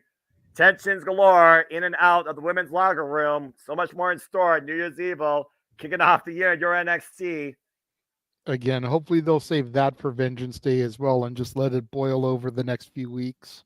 Speaking of boiling over, here we go. Ridge Holland. It's probably boiling over inside from his, I would say, received, I don't know what the word he is here. Let's just go with what it is. His received feedback on his in-ring work-like conduct, injuring the NXT champion. Let's hear what's on Rich Holland's mind. Again, not intentional. I'm sure you're not intentional.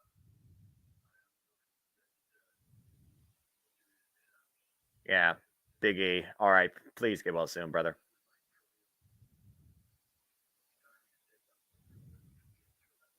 Of course, Rich Holland came onto the scene back in NXT UK.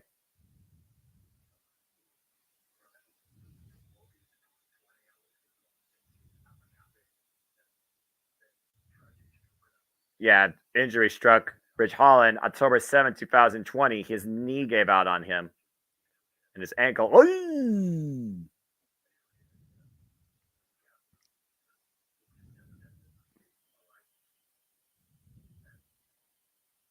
Again, leg injuries are no joke. No, just ask Dante Martin. As friggin' Chris Statlander, both knees. As Bailey. You could just keep adding to the list. Anybody wearing a knee brace or knee braces. Period. Dax Harwood. Of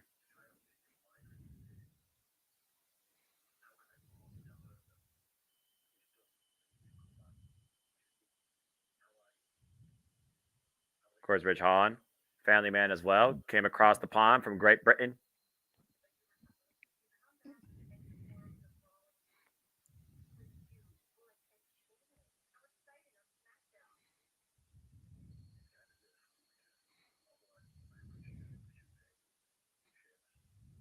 Or the Brawling Brutes.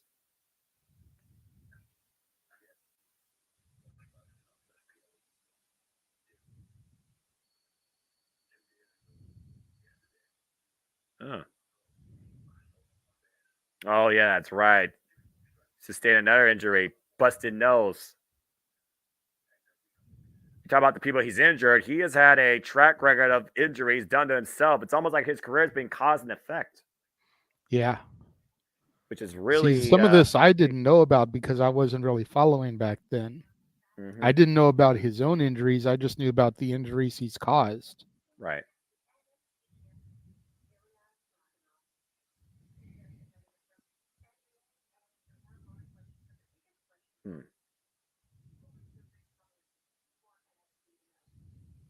Who's the Rich on NXT should know?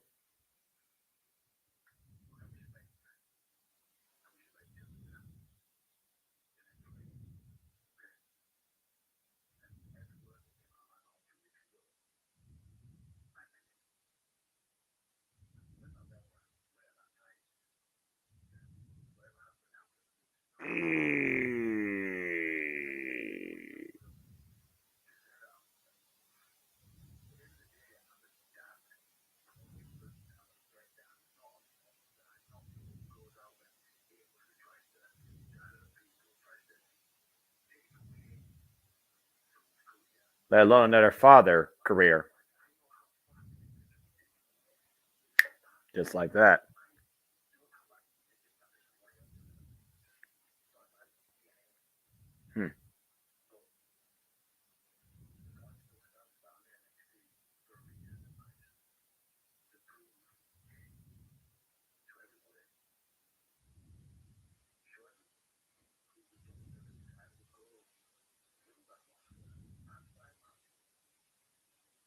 I mean, you want to make a statement. I'm not sure that's the type of statement you want to make, especially in your opening in this NXT.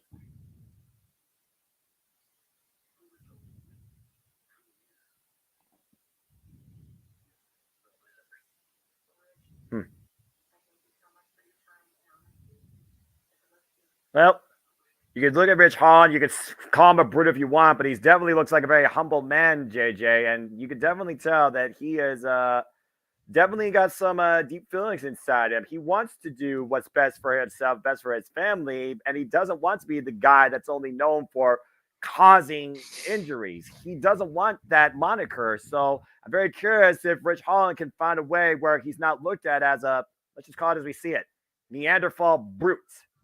And somebody that actually has real grit and can really carry in your NXT. I hope the better for him. I really do. Speaking of being able to carry my NXT, it's time for the men's breakout tournament final, and here comes Oba Femi. Self-proclaimed ruler of this tournament, and soon to be, if he gets his way, definitely could be a ruler in your NXT. Speaking of NXT, it looks like the house shows are in full swing, and you can still get tickets for Sabine, Florida, if you are down there, as NXT Live, once again, will be on the road. So stay tuned for more details, WWE.com/NXT Ticks. For all you know, JJ, you could get no one out there in California. I hope so. And here's Riley Osborne backstage. Pressure's on. Oh, can see Thea and JC Jane there behind.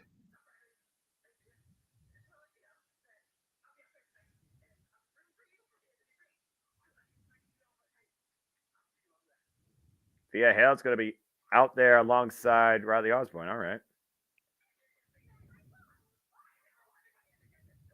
Oh God, I'm about to freaking rant again. This feels like Don't rant. It is an innocent schoolgirl crush. It is so adorable. Yeah. Thea and JC have been in the Chase U student section for Riley's matches here as of late. So look for them to be in the stands, watching and supporting there. Of course, that guaranteed NXT championship is what that contract represents. Let's also keep that in mind. Lola Vice tried to cash in hers earlier tonight when she won the women's breakout tourney last year. With the fact the NXT champion right now is MIA for the time being, Riley Osborne has a huge chance to make a first impression and send a message to two previous Iron Survivor Challenge winners. Let's go down the introductions for our semi-main events. I'm curious to see what you think of these two guys when you watch this match, Noah. I'm going to strictly try and focus on these two and not the crap pot Disney reality lame brain Nick You love story leave my developing. Chase U alone, good sir. Never. Never. Not my institution.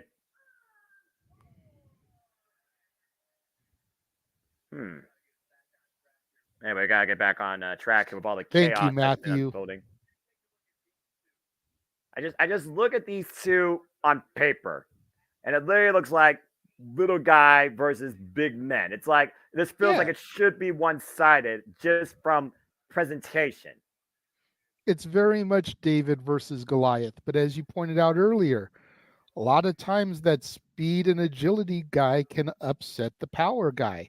Ooh. And that's what Riley's got to do here. He's got to stick and move. You just saw that step up Seguri.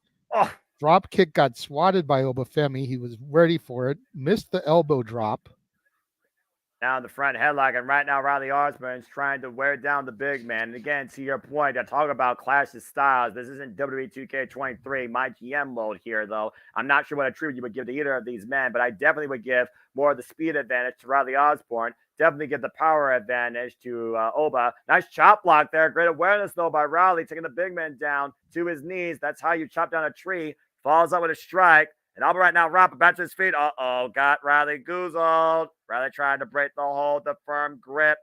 And my, just drove up and over to the floor. Arlene, don't put that out in the ether. How dare you, Missy?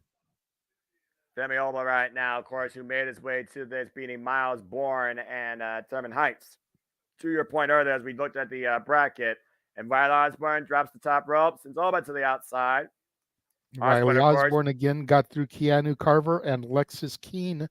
Brian Pillman Jr., who as soon as he got entered, I thought was a shoo-in at least to get to the finals. You and me both. Oof. We see JC Jane and Thea Hale coming down to the student section. God! Oof. Sorry to derail you there, JJ, but Riley Osborne just literally got intercepted by a clubbing shot that dropped him back first on the apron. Who will break out this year in NXT? Find out as we continue this match. The finals, the Britain's breakout tourney in picture-in-picture. Obafemi, to his credit, was given the referee an opportunity to check on Riley Osborne, see if he could continue instead of just pouncing on him like most people would. We saw what happened to Giovanni Vinci last night, so good on Femi for backing down for just a moment.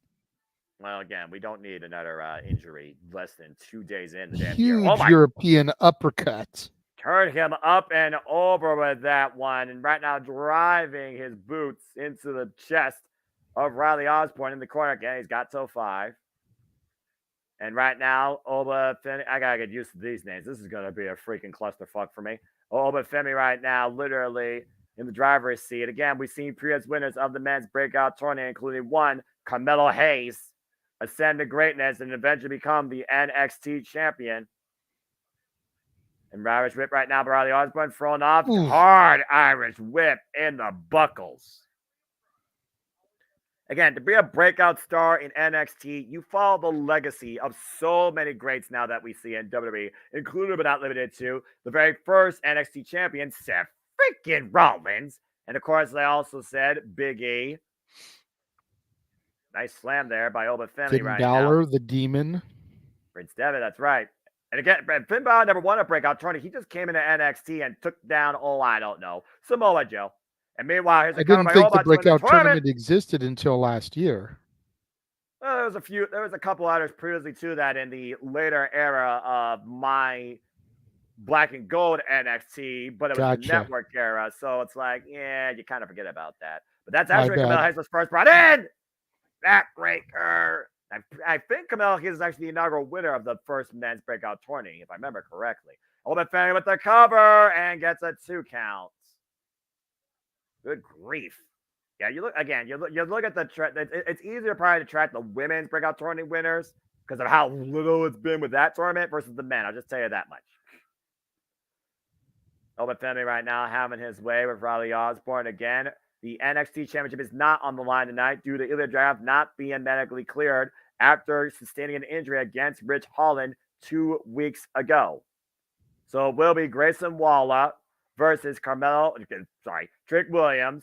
the two men's Iron Survivor Challenge winners in the history of that match, and the winner becomes the number one contender to challenge the Andrade once he's medically cleared for the NXT Championship. As we are back here at our semi-main event right now, Riley Osborne versus Oba Femi, the finals of the men's breakout tourney, and you see the bear hug right now clinched in Osborne, literally squeezing the man with every fiber of his being, driving the oxygen out of his lungs.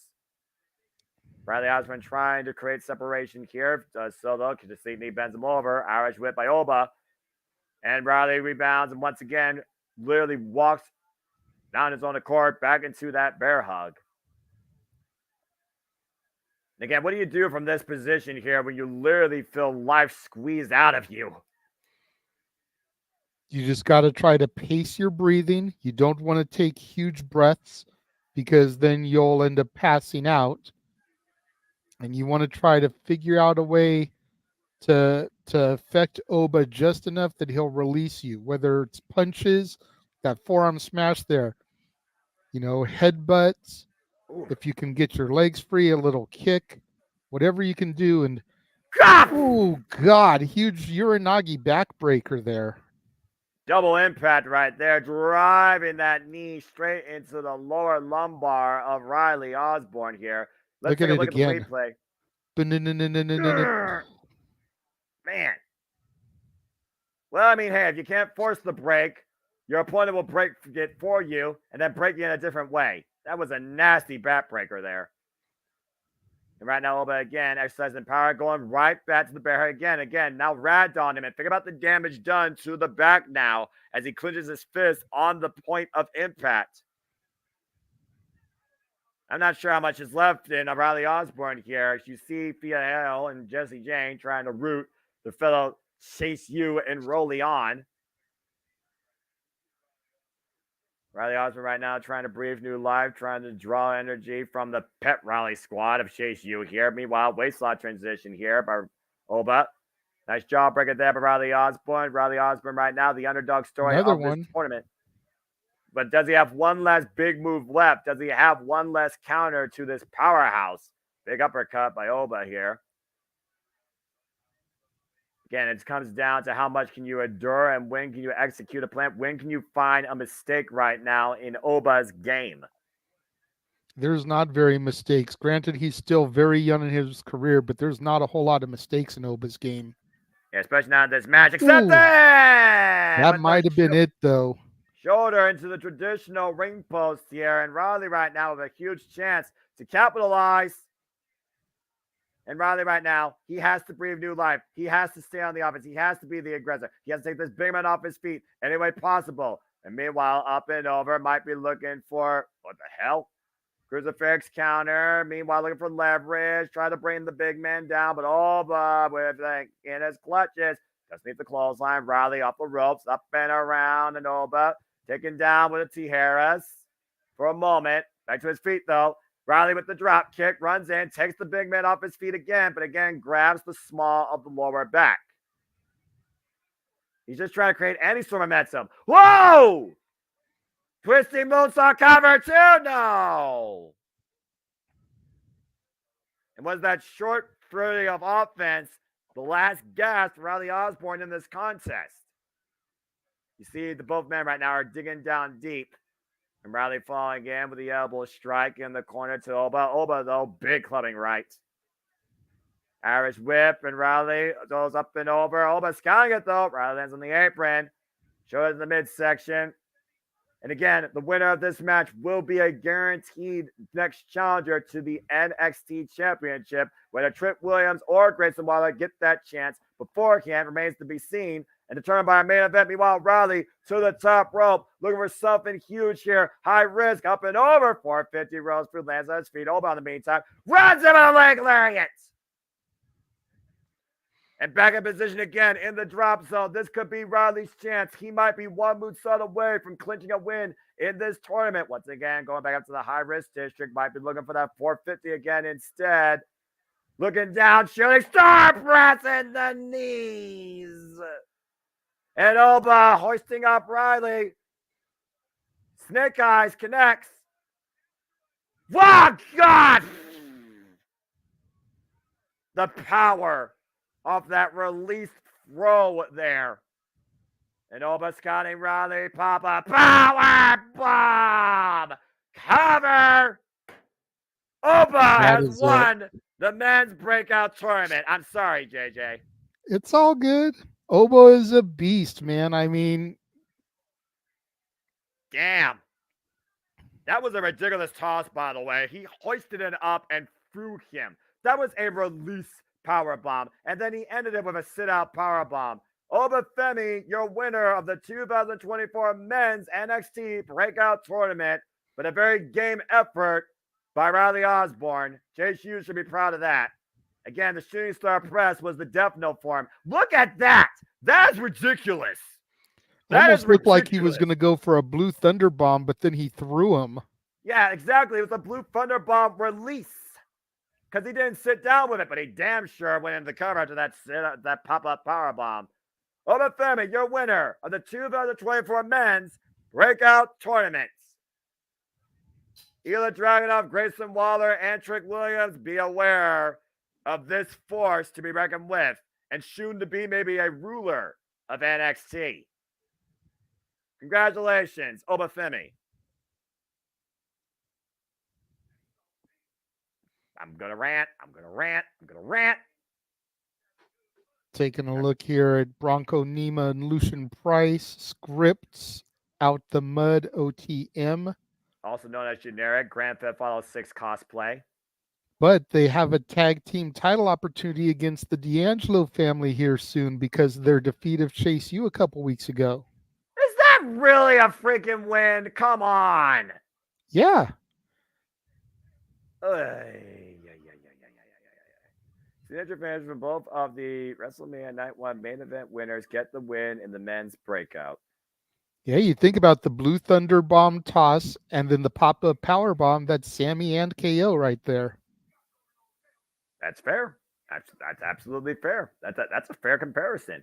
And again, I've never seen a Blue Thunder Bomb release like that. I see people go and drive down with it immediately for the fall. He tossed that guy like he was a freaking reject. That was ridiculous. He knows Blue Thunder Bombs don't usually get pinfalls, so he threw him instead of dropping him. Well, still though, I'm just saying, Riley Osborne is brand new to the scene. So is the other guy. I don't give a fuck about this team, by the way. Come on now. I mean, I think that Oba could have actually won with the Blue Thunder Bomb. He didn't have to toss him halfway across the ring. That was ridiculous. He probably could have won with it. I will give you that. But to my point, generally you don't win with the Blue Thunder. So you chuck him, because if you just drop him normally, it's going to look awkward to go from one power bomb maneuver into another one. Fair enough. So you chuck him, let him get up and stagger, and then hit him with the pop-up. Fair enough. As we go backstage with Kiana James and Izzy Dame, you wonder what their business plan is going to be in 2024.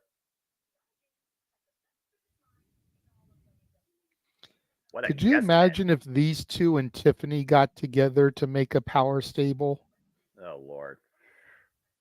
That's too much freaking... I want to say something that sounds wrong, so I'm just going to shut up. Anyway. It'd be interesting. If you'd like Noah to speak his mind, that'll be a $10 super chat to the Jeff Meacham Network YouTube channel. Oh, God. You just can't stop, can you? Hey, God draw money, God draw money.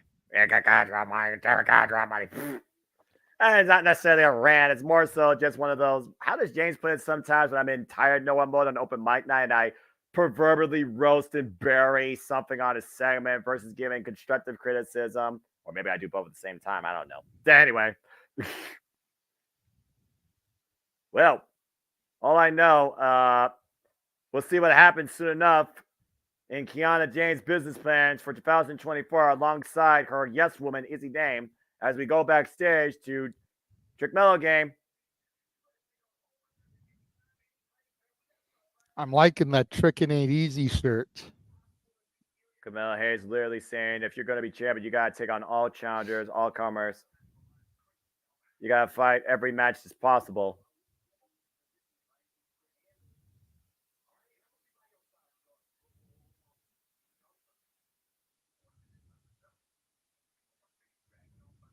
Trick Williams wants to do this thing by himself.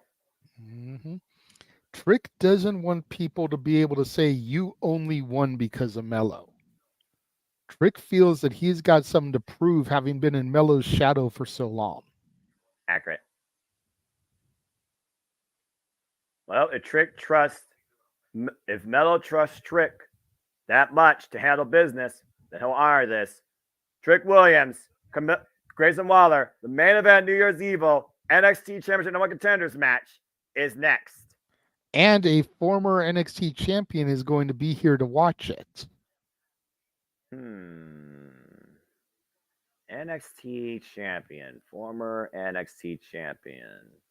Hey, you know what? My prediction didn't come through for the LWO segment, but it sure as hell could here.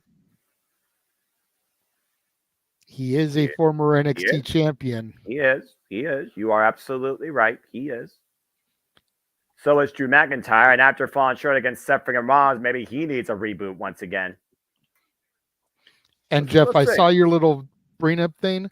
The $10 super chat to your channel is to get Noah to rant on if Kiana, Izzy Dame, and Tiffany were to all become a stable together, a power stable.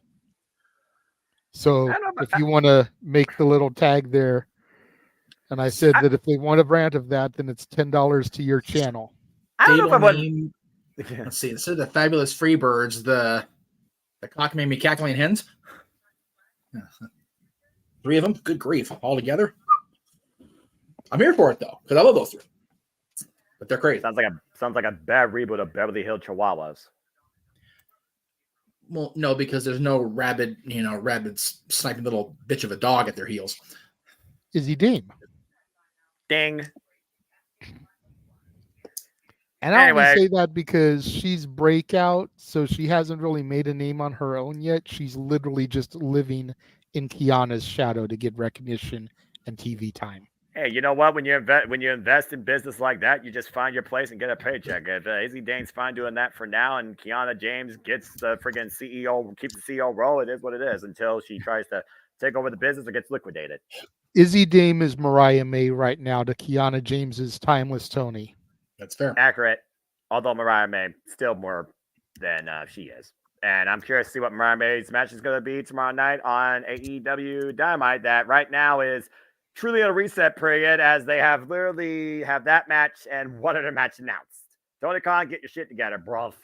What's the other match besides Mariah's match tomorrow?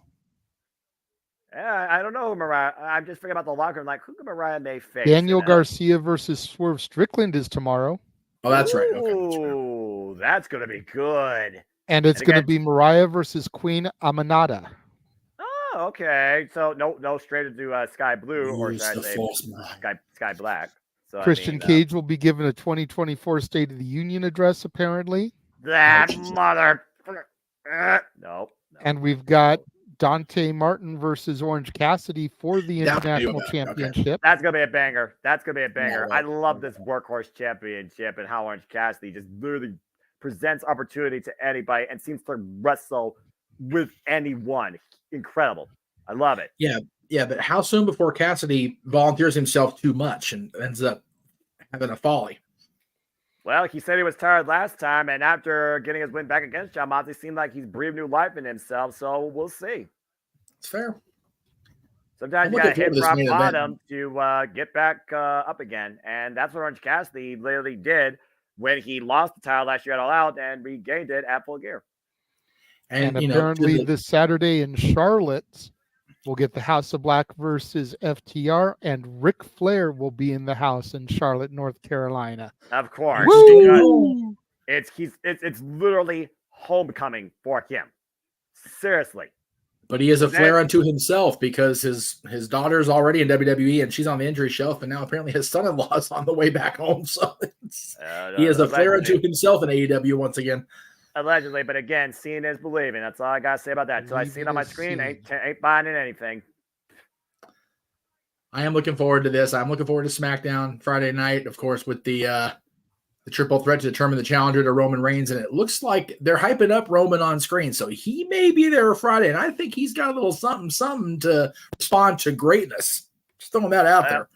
Well, again, we'll find out soon enough on Friday. As again, the We Gonna Die schedule is up and running live here at the WWE Network Multiverse of Media. As this Tuesday night will conclude, of course, with NXT Year's Evil, and we continue the festivities Wednesday night into Thursday morning, quite literally the start of Thursday morning, with Wrestle Kingdom 18 after the Greg Cherry show, and still so much more to come this week as we go backstage to Thea Hell and Jessie Jane.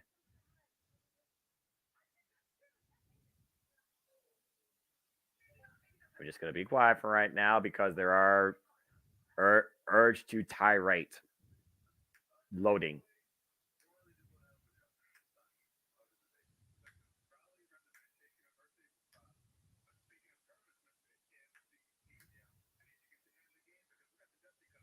Well, looks like you got Chase U in the Dusty Cup, JJ.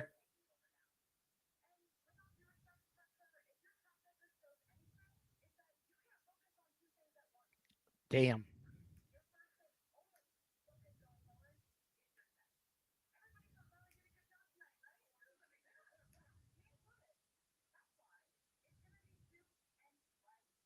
What? Ooh, I like that twist.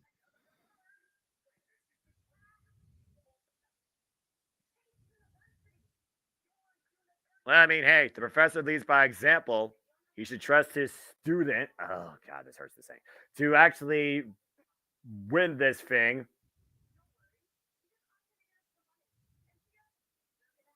Money.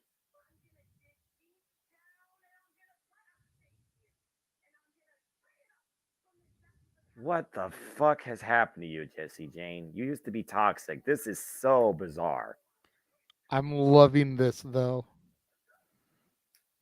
Well, there's something for everybody. Meanwhile, there is our NXT champion. Ah! Tatum Paxley. Wearing a Freddy Krueger-esque sweater there. If I didn't know any better, I feel like right now that's Lyra's nightmare.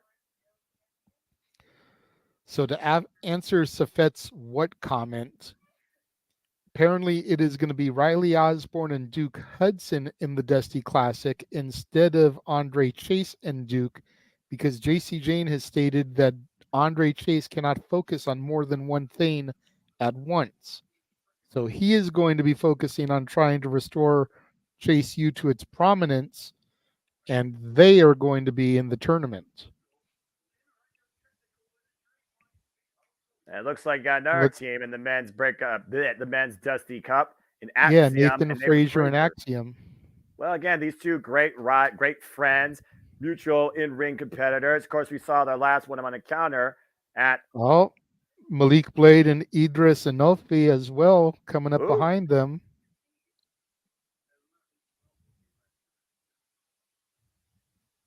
Randomness.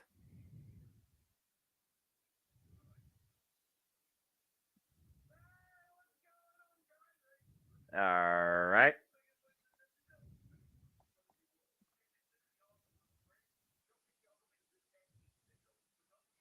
That's fair. Just because they're friends doesn't make them make a good team. It's always different going from singles to tag team competition.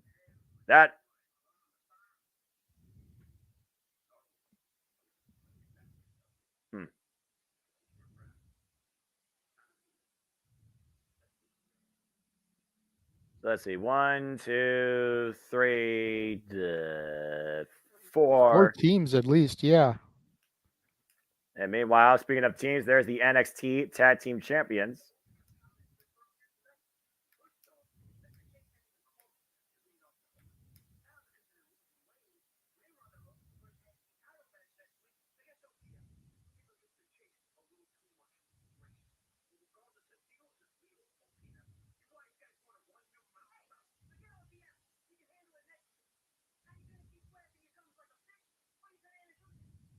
Who the hell are you? Yes. Okay. Adriana. Okay.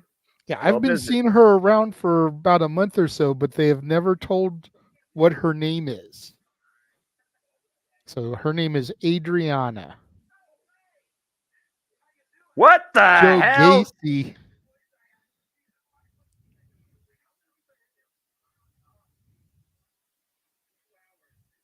Randomness.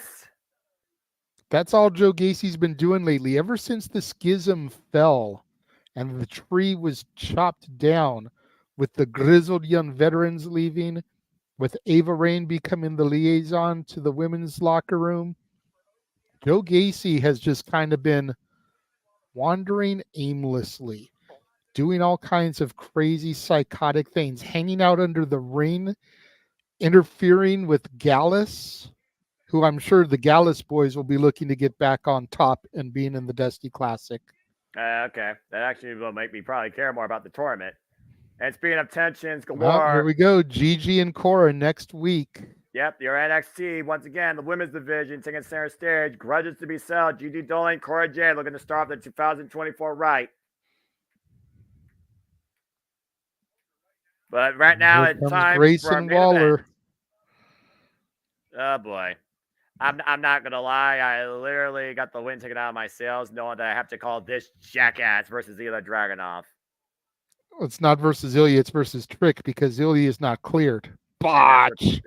What you know what I mean. The fact that this jackass is here instead of Ilya, dadgummit, this is not an effect I needed tonight. This almost makes me want to go back to my old ways, but I'm not going to because the show has been actually okay despite the randomness. I said it's better than what it used to be. I'm going to stick by that moniker for the time being. But that being I feel said, like he's a good substitution, though, because we're bringing a main roster talent back home to fill in a pinch for Ilya Dragunov, somebody who has won Iron Survivor. So it definitely makes sense in the storytelling realm. yeah, storytelling, yes. In-ring match caliber excitement, meh.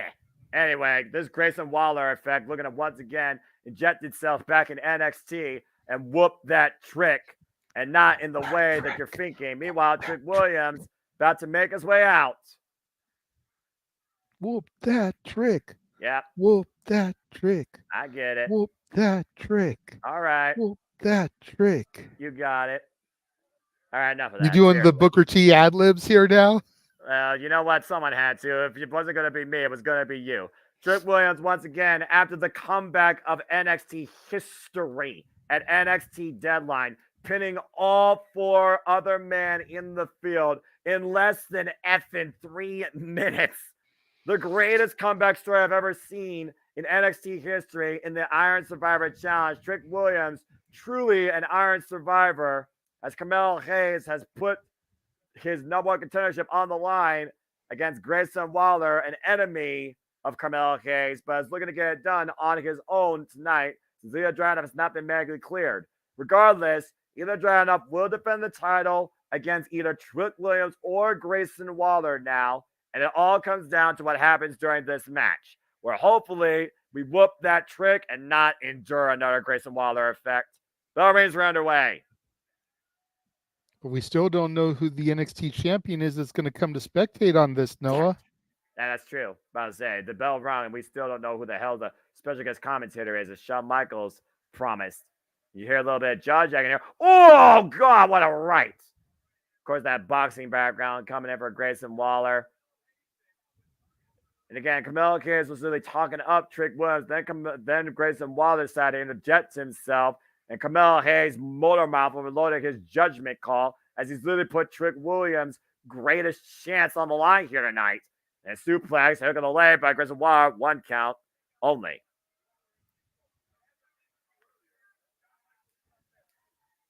And again, like you said, JJ, Shawn Michaels put out that post. A former NXT champion will be coming on the scene to take in the main event tonight of NXT. Up and over. Meanwhile, nice drop kick by Trick Williams. The agility of the big man here. Oof.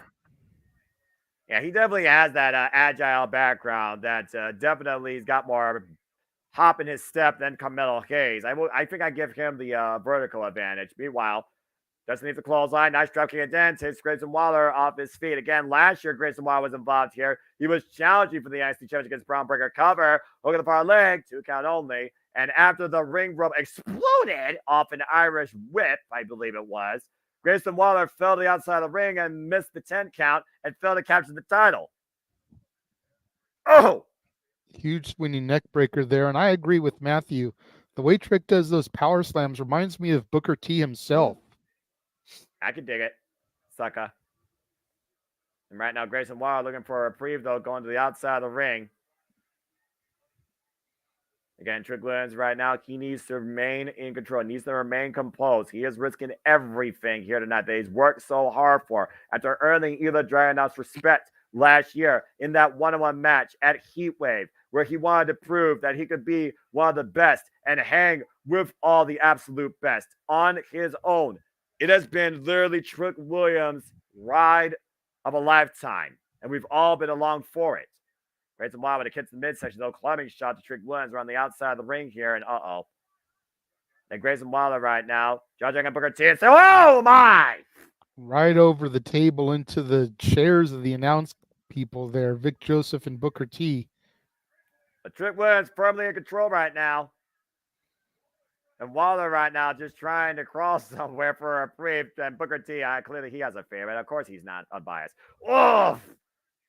Discus elbow strike by Grayson Waller. Drives his boot. Sends Trick Williams to the outside. Now Grayson Waller can pick up speed from the other side of the ring. Picking up momentum. Slides underneath the bottom rope. Takes him down with a clothesline. And you will not miss a single of the action of this NXT main event, folks, as we continue in picture and picture. Yeah, to Safet's point, I think if this had been Trick versus Ilya, Melo might have cost the match tonight. But I think he's going to save the costing the match, if he is the attacker, for the big reveal until the title is on the line. Calling it now. I'm going to call it now. They do the title match at Vengeance Day. They plant the seeds. Hayes and Trick Melo game stands to deliver. Hayes leads NXT. That's fair. You heard it here. We'll see if Nostradamus comes to fruition here in the coming months. Well, again, only time will tell. But if you ask me, Carmelo Hayes, he's ready. Yeah, he proved it by being in that United States title tournament. Yep. And meanwhile, inside cradle, hooked by Trick Williams. Gets a 2 count. Wow, God. Huge back elbow by Waller there. Just drives that back elbow strike into the face of Trick Williams. Again, Trick Williams, former NXT North American champion, only for 3 days. Why Grayson Waller never won any accolade in NXT, except the first ever Iron Survivor Challenge. Oh, man. And right now, Trick Williams fighting from underneath. That has been his story since the people have bought into the stock that is the rising gem of NXT, Trick Williams. Again, Trick Williams literally took a chance on himself last year against Ilya Dragunov. Hard Irish whip by Grayson Waller in the corner. And Waller doing push-ups, very cocky-like. Yeah, of course he does. Of course, Grayson Waller also has an extreme external background in wrestling for those that followed his work down under in Australia. Irish whip, throwing off the ropes, and Grayson Waller. Meanwhile, Trick Williams with the sunset flip, looking for leverage. Can he bring Grayson Waller down? Grayson Waller denies the attempted roll-up. And right now continues to exercise his will against Trick Williams. Climbing shot to the back of the head and neck. And now the cravat. Driving those elbows, hammering elbows right now into Trick Williams. And Grayson Waller with the cover, hook of the leg, and gets a 2 count. And again, I don't know who the heck's here at this point. I mean, we're just waiting for somebody to show up. They're probably not going to show up to the last daggone minute. No on freaking USA Network or how NXT. Pretty much. Yeah, great idea. Anyway, Trick Williams firing from underneath again. The body shots right now, trying to square up against Grayson Waller, teeing off everything he can. And right now, look for the Irish whip. Grayson Waller logging his hand underneath the top rope. Big boot. Kick. Creates distance. Again, just driving. Axe handle to the back of the head and neck. Cover 2. Grayson Waller with a near fall. Good grief. Grayson Waller been nothing but the aggressor this entire picture-in-picture. Again, what does that do for Trick Williams' mindset? Knowing that he was going to go in here tonight, going after the NXT championship, and now he's putting his own opportunity on the line. Well, you know he's upset about it because he gave Ilya the opportunity to postpone it until he was truly ready. Ilya said he could do it. He could go, that he was not going to let anyone or anything stop him. And here he's been taken out. He wasn't medically cleared. But Grayson Waller, former Iron Survivor, former main eventer for NXT, a huge win from Trick here will help solidify his claim that he is ready for Ilya Dragunov. Grayson Waller, though, has been on the driver's seat during the whole commercial. Oh, God! Caught him with a double stomp coming into the corner. Probably going to go up and over. Cover. Hook of the far leg and a near fall again for Grayson Waller. Take a look at this. Again. This is very, very smart by Grayson Waller, despite what I think of him. Instead of going up and over, literally catching Trick Williams coming in and putting both of his boots right on the shoulder blades, driving Trick down. And now driving Trick Williams into the ring post, shoulder first.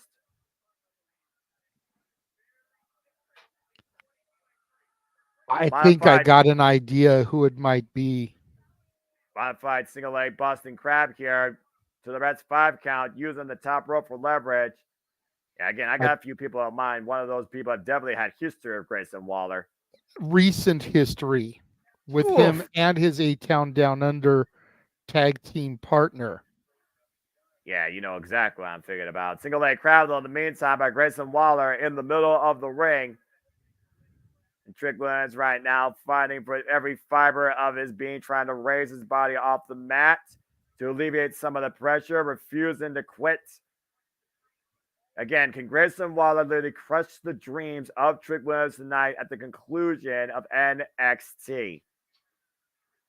And honestly, it wouldn't be on Trick Williams. It would be Carmelo Hayes that ruins the dreams of Trick Williams. You got to wonder how that would affect Trick Mello game going forward, as Trick Williams is able to find his way to the bottom rope, though, and force the break. Again, the will, the heart of Trick Williams cannot be measured. How far are you willing to go to hold on to an opportunity, let alone capitalize on it? Swing and a miss right now. Trick Williams, I'm not sure how much he has left at this point.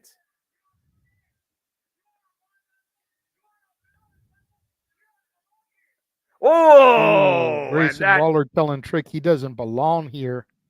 Getting slapped for that jaw-jacking, underestimating Trick Williams and undermining his worth, for being perfectly honest, saying that he's not even on Melo's level. And it looks like that just lit fire inside Trick Williams as he's teeing off Grayson Waller. Grayson Waller swinging a miss. The body shots from out by Trick. Big uppercut, driving Grayson Waller against the top rope. Irish whip reversal, though. Trick off the ropes again. Flies in with the clothesline. And now Trick Williams creating some speed here, momentum.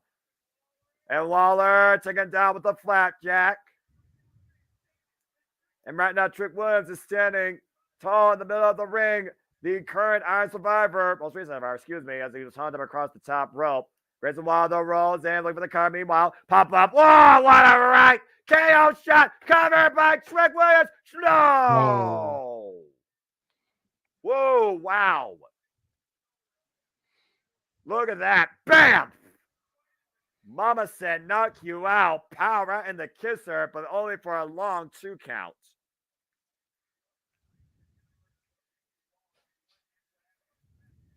And again, Trick Williams right now in the driver's seat, putting the boots to Grayson Waller, driving his forearm to the side of the head. Apparently, Booker T has personal beef with Grayson Waller from something that happened over the weekend. Go figure. Going for a net breaker. Grayson Waller countering, though. Waller right now with the rising knee strikes. Trick staggering to the corner there.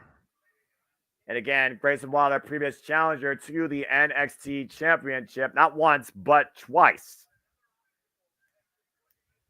And again, Trick Williams has overcome every obstacle, every challenge to get to this point. Outlasting Braun Breaker, Josh Briggs, Dijak, and Tyler Bates. Whoa! A bookend. Will it be enough? Trick Williams looking up for a leg, and Grayson Waller finds his way to the ropes. Literally, Trick Williams right now is bringing me all the vibes of a younger Booker T with his offense and his moxie. Oof. And meanwhile, Grayson Waller looking to roll in again for that. Go, God! Flatliner. Cover, middle of the ring, hooking the leg, and near fall. Let's not forget that roll through Flatliner gave Grayson Waller the critical 2 points coming into the first ever Iron Survivor Challenge and go out 2-0 against most of the field that allowed him to pretty much win the whole thing. Absolutely. I do love that move. That's so pretty. And seamless float through, by the way, when he executes. Meanwhile, Grayson Waller right now changing his position on the second rope. Big elbow drop, miss. Jumping net breaker by Trick Williams right now. He's Trick feeling it. Trick, we're going to whoop that ass. Meanwhile, Here comes Mello. What the hell is Camelo Hayes doing out here? Trick Williams told him to stay in the back. Why is he out here? Why is he distracting him? Waller's right now just eyeing. And Waller, wait a minute. What? Oh, Kevin Owens! Oh, the knockout rights! Kevin Owens just knocked Grayson Waller the fuck out. Meanwhile, Trick Williams. Rising knee strike, cover. Two with that trick. Trick still keeps the stream alive. Trick Williams still #1 contender for the NXT Championship. A sigh of relief by Camelo Hayes. Man. Mello looks disappointed. I'm about to say, is Mello relieved or is Mello upset that we were able once again to see him whoop that trick? And of course, we all know the vendetta that Kevin Owens has against Grayson Waller, to your point, deal with A-Town Down Under. That big driving knee strike knocked Grayson Waller's legs even further than that KO punch. Thanks, Kevin Owens. Nice seeing you. Kevin Owens doesn't need to be on commentary, folks. His actions speak for himself. I'm just saying. Again, what's going through the mind right now of Camelo Hayes? Trick Williams, the ultimate. Up the shirt there. Yeah, I'm about to say. Trick Williams, the ultimate Iron Survivor and the #1 contender towards the NXT Championship. A dream still remains alive. Will it come to fruition? We'll find out later on. For the American Wrestling JJ Williams, I'm Seminole Foster, face to near our coverage of NXT New Year's Evil. Did not like the look on Melo's face there at the end. My goodness. And the eyes tell the story. All I'm going to say is Trick Mello game is about to take a turnover before they stand and deliver. I guarantee you that.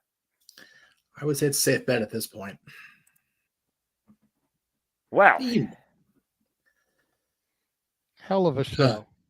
Yeah, decent. I liked it better than last year. I was annoyed by the change in the main event, but I can understand the circumstances surrounding it, kayfabe-wise and medically challenge-wise. So it is what it is when it comes to that regard. But still, I enjoyed this far more than last year. So like I said, better. Still not mine, but better. What did you think of Obafemi versus Riley Osborne? Promising future for the NXT brand? I think so. And Miles Bourne, for that matter, because we saw him in the No Quarter Catch Crew match. Well, I mean, again, to see how this catch point forms out, that still remains to be seen on my behalf, who followed Drew Gulak for a lot of his career prior to even coming in through the Cruiserweight Classic. So the potential is definitely there. I definitely see a lot of potential on the rise in this NXT, including the two fathers of the breakout tourney, but there's still a lot of other pieces that I'm like, so much randomness. Don't understand this. Don't get me started on the generic GTA 6 cast-off NPC wannabes. But I digress. Anyway. Out the mud for those of you at home that don't know what he's talking about. Out the mud. They should have stayed in the mud. Anyway, there's other potential on the rise with the two men tourney finalists. And I'm curious to see what Drew Gulak can fine-tune out of this individual. Interesting stuff. YouTube? What's that? Can he say that on YouTube? Stay in the butt. Can he say that on the show? You know what? Have you heard the stuff that comes out of our mouths on open mic night?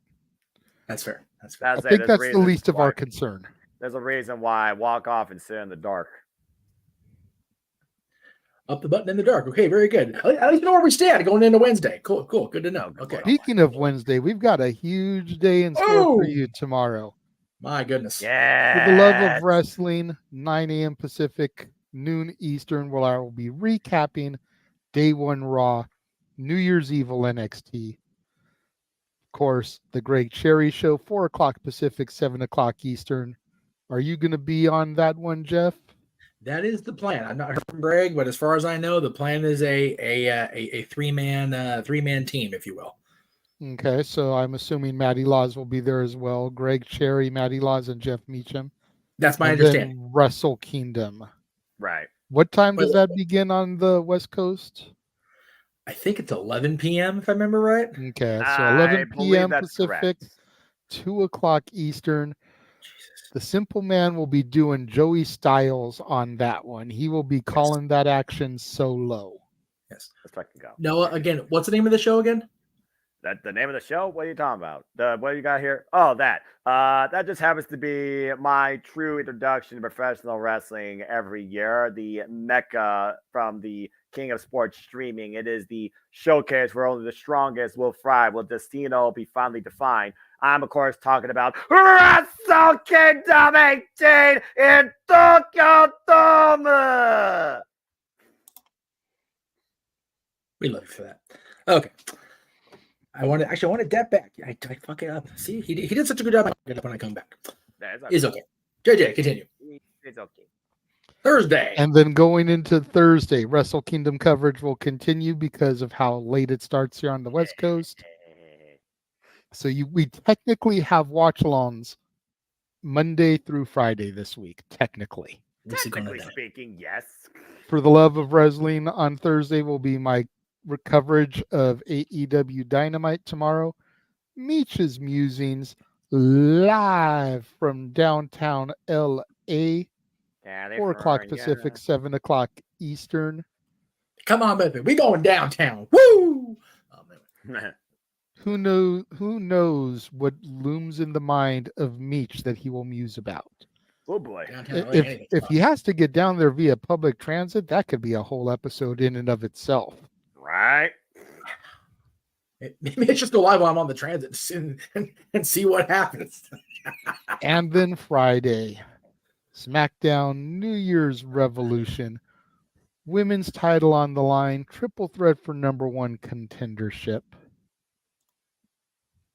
It's going to be another good one on Friday. 5 o'clock Pacific, 8 o'clock Eastern, which probably means 4:45 Pacific, 7:45 Eastern. That will be that one depends on Antelope Valley to San Bernardino County traffic. Keep that in mind also. But I'll be there. I'll be there. I can also be the one to start producing until you get there, good sir. There you go. Either way. 4:45. But I don't know about Meech's rants because I will have my dear sister along for the ride, so I may have to try to behave myself a little bit on the verbiage, but we'll see how it goes. Try not. Do or do not. There is especially with this weekend coming up. Yeah, I'll be a good boy. Now the Kings taking against Red Wings, and I know kind of what your sister's been going through as of late. I'm sure she'll be ranting to you on that drive as much as you'll be ranting. Well, oh Lord, the key part all the ranting, all the freaking Madison ranting. Damn it! And an occasional musing. Yeah, it'll be one of those. We're going to meet up before the hockey game, well before the game, but the drive home will certainly be a talk. So yes, and then of course we're back in our normal time slot, if you can call this show normal. Well, the time slot is. Yes, time slot is. Show not so much. Open mic night on Saturday. You never know what happens on open mic night. It's never normal. God bless JJ for enduring. Put me in the hot seat again. Oh Lord. Not this week. Years. Not this week. Thank Christ. The 13th. This week's open mic night will be on the heels of my daughter's 15th birthday party. Happy birthday to her in advance. There you go. We will be doing a wrestling theme where she is encouraging everybody to come dressed up as a wrestler She is supposed to be AJ Lee. One of her friends is pulling up Asuka, complete with face paint. So I'm gonna be curious to see that one. Way to go! And the boys here are supposed to be the Usos. I'm going to be Edge, CC, Beth Phoenix. I believe Jeff is going to be the wise man. I'm not sure. Ladies and gentlemen, my name is Jeff Meacham, and I will be at this party as a representation of the wise man, the special counsel, if you will, for your reign. I'm not getting that. I heard my fucking voice hurts too much. Anyway. I'm not sure if we'll have a Roman there, but we will have the Usos. So, we'll have part of the bloodline for the wise man to be with. We definitely need to get Roman as much as possible because he may not be the head of the table after WrestleMania. I mean, that's fair. Woo! And then, as Noah mentioned earlier, Sunday we shall rest. Yes. Yeah, but I don't know how much rest there's going to be. Me and Noah still have WrestleManias to call. We're looking at having a town hall meeting with, some of us. Yes.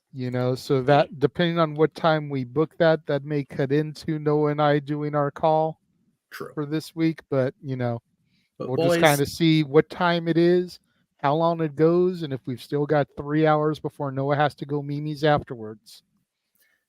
Time is it? It's time for lunch. Sorry, wrong show. If you know, you know. What I love about this year and the way it's played out is $40 right there. Hey. It covers everything except the TNA pay-per-views themselves. Well, that's always AEW pay-per-views. That's always a thing too. Yeah, that's fair. I forgot about AEW, but still, it's like this is 40 by WWE, NXT, the TNA specials, Ring of Honor weekly and pay-per-views, and the New Japan stuff for $40. Yeah. I love it. It's a little more than 10 for Peacock now, but I still round it down just because it balances out. Okay, so we'll call it 45 with taxes. Taxes are what they are. Who cares? Taxes are what they are. It's still under the price of a single AEW pay-per-view, which it's crazy. But I love the wrestling. All the wrestling, as Noah says, is coming up, and we're not even done this week, and I love it. And I will go ahead and allow this question to fly, even though Josh didn't super chat it, because it is a legitimate question. When does Noah ever get any real sleep? Actually, here in about 35 minutes. There we go. You forget, Josh. Noah is on the East Coast, but unlike some other folks on the East Coast, he actually does sleep during the West Coast witching hours. This man sleeps. He does. It is a habit. I do. I have to be able to yell at Kevin's and Karen somehow. This sounds like some second generation shit. The tractor beam doesn't get installed till Tuesday. Medical staff doesn't arrive till Tuesday. Oh, there you go. Let me guess. Tuesday? Yeah. Come on, Josh. Great Church happens to be on tomorrow, but Yeah, of course. I mean, hopefully he'll save some of those super chats for Friday and Saturday. Please. Feel free to give to Greg. He deserves it too. Not trying to stifle, but hopefully he'll save some of that money for Friday and Saturday as well. Yeah, exactly. Just share Spread the love. Yeah, there you go. Share it all around, man. That's fair. It is still the first week of the month, so I got you. Exactly. And then there's this announcement that's going to be on this Peacock special Thursday when we're not on the air too. So there's that. Yeah, that's why I wasn't going to address it because we're showing our stuff, not WWE's stuff. I am genuinely as a head of a wrestling channel curious what Triple H has to say on this thing. It's going to cut into. We'll probably address it on open mic night. Yes, right. But that's it's not something that needs to be addressed now. That's what I was figuring. That's what we usually do. I'm like, I mean, unless you'd like to super chat for us to discuss it, then by all means we can discuss it. They don't actually get the conversation. That's a whole different, just thing. The ticker. Yeah. I know. Just trying to generate conversation. I'm genuinely curious myself. We'll discuss it at length if you pay us to. Exactly. Right. But I am curious. So as am I. With that, at 2.5 hours, right? We should do pretty good today. I would like to take one more opportunity before we officially sign off to thank Stat Boy and Stat Girl once again for my lovely Jade Cargill Christmas present figure here. Yes, very cool. Awesome. Always good to have your favorites. I know my Undertaker figure is on the way. It was a last minute buy because my poor brother got scammed with a different buy, so he made up for it. It's just on the way. And I gotta say, what a series this was too for Series 4. Punk, Cody, Jade, Max, Corazon de Leon, Chris Jericho. Oh yes, Lionheart, baby. And Heyman Adam Page. I'm not even gonna shit on Heyman on this one. That's a hell of a set. For there to be one dud, but still. Hey, I mean, you can see them all on the back there. That's a hell of a series there. Hey, and look at that picture of Jericho. Jesus Christ. Baby Jericho. Goodness. Yeah. Hey, look at that baby. The baby. Good. I remember. Looks like Hunter Hearst Helmsley in that image. Right. It does.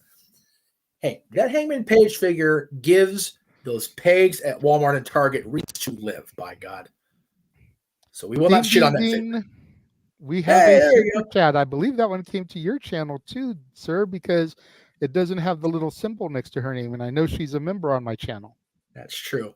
Arlene says, do we think WrestleMania will be in Vegas? Obviously not this year. No. Probably not next year. I hope soon, though. But in the latter half of the 2020s, I definitely think it'll come. I could see WrestleMania. They'll show enough money to get that WrestleMania logo on that stupid dome that's cost $1 billion. I assure you. You think about the fact that they try to get WrestleManias in new venues. Yes. They recently opened this stadium where the Raiders are playing. Yes. And within the rest of the decade, they're going to be opening the new home of the Athletics. Yep. The former Oakland A's who are supposed to be relocating to Vegas. Yes. So you've got a football stadium and a baseball stadium to choose from. There you go. Both that are going to be brand new, opened in that city within the decade. Yep. I definitely think before we get to 2030, it will be there. I hope it does because I thoroughly enjoyed the experience at SummerSlam in 2021 when it was at Allegiant Stadium in Vegas. It was that stadium is just ridiculous. How I do enjoy SoFi. I also just love the Vegas Stadium. And yes, another sports team is heading there. We'll talk about that on the Greg Cherry Show and Sapboy Sports Bar soon when we find out what's going on for sure. But I'll tell you what, if I'm hearing right, go ahead. And they become the Vegas Golden Aces to match the Golden Knights, I'm gonna barf for the record. All they need now is a professional basketball team because the Golden Knights originated there. Yep. They didn't transfer. They were a brand new upstart team. Yep. And since the Golden Knights, they've got the Raiders and the A's. Yep. All they need now is an NBA team. I'm not pro sports. I'm kind of like Noah there going on the phone when it comes to pro sports, but that's all they need to wrap it all up. Yeah, I hear there are a lot of NBA teams that are rumble, so it wouldn't surprise the Clippers. Me. Actually, the Clippers just are building their arena right next door to SoFi, so they're not going anywhere for a hot minute. Them boys is entrenched. That's fair. What do we call the NBA team from Vegas? The Big Ballers. Ooh, I like that. That's good. Or no, the High Rollers. There you go. The Las Vegas High Rollers. Yeah, I like that. That could be good. But anyway, yeah, I hope it's here soon. I love going to WrestleMania, and I know it's not going to come back to SoFi straight away. We got 2 nights of it, so I'm here for it. Again, we may get it again before the end of the decade because it was huge there, and they're talking about doing another Super Bowl out here this quickly already. 2025. So we may get another WrestleMania. Yep. Ooh, another super chat. Yes, from Arlene. Thank you. pulling the shades of her brother and super chatting to both channels. Thank you, Arlene. We appreciate that. You. We acknowledge you, girl. Do you think Zelina Vega will join Andrade if he comes back to WWE?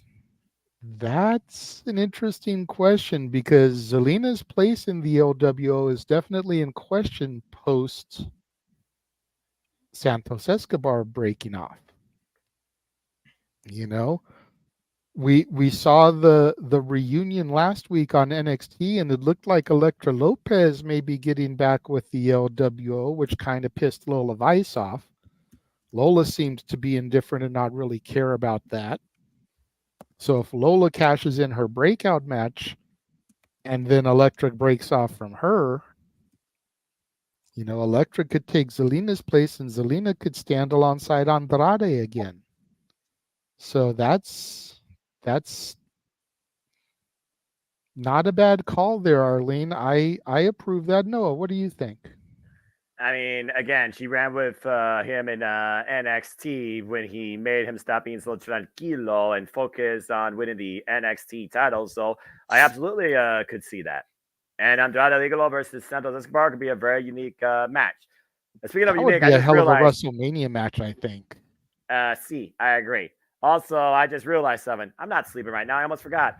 I gotta bid you both a fine adieu. I love chatting with you, but I gotta go hype up Wrestle Kingdom 18 with my New Japan cohort too. So I guess until Wrestle Kingdom 18, this is the Simple Man signing off. Bye-bye. Have a good evening, good sir. Thank you for your call.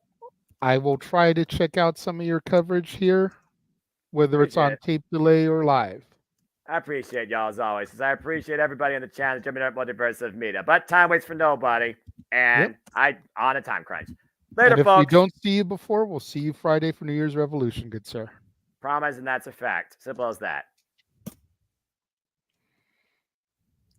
Just answering the question in the chat room since there wasn't a related to NXT, but it's all good. Well, anyway. Thank you, Noah, again for your masterful call, as only you two can do for WWE NXT broadcast. Much appreciated. Got a lot of good stuff coming up this week and next week. You know, with our talk about dads that we wrapped up. Was it yesterday we had that talk? Yesterday. Yeah. So good stuff coming up next week too, folks. Hard to Kill is just over a week away. I'll be at the Eagles concert night before. Oh, I'm so happy about that. Jesus Christ, I can't even process. We've got the next 2 months of Dad's topics booked. We do. Very excited about that. A lot in store on the horizon across the multiverse of media. Yeah, we managed. I'm going to give him credit. I know we're going off top, but we're not going to talk about what it is. He got me out of my creative thinking funk because I could not come up with non-wrestling topics, and then I could not come up with like topics that were themed with what week they were falling on. So I was like, you know what? Let's just go for it. And he routed them off for me, so it is much appreciated, sir. When I care, not a problem. But we will definitely sign off for the night. We've got, there's always something to do on this side of the camera, so we will definitely pop off of here and say goodnight. I've got my dinner sitting here, been getting cold since about 5:30, but a minute and a half in the microwave won't kill it. I only threw mine in because I was off camera and my microwave is right. Yeah. So I got my setup going. Thank you all very much for tuning in tonight and last night and the last 2 nights. My goodness, the viewership has been awesome. I love to see it. Love the super chats. For Noah Foster, for the Renegade, I'm the Meech. We'll see you tomorrow for the Love of Wrestling with NXT and Raw reviews. NXT and Raw reviews. With the Greg Cherry Show, whatever the hell Greg's got in store, you never know. And for our coverage of, I can't do as well as Noah, but Wrestle Kingdom coming up tomorrow. Have a good night, folks. Maybe.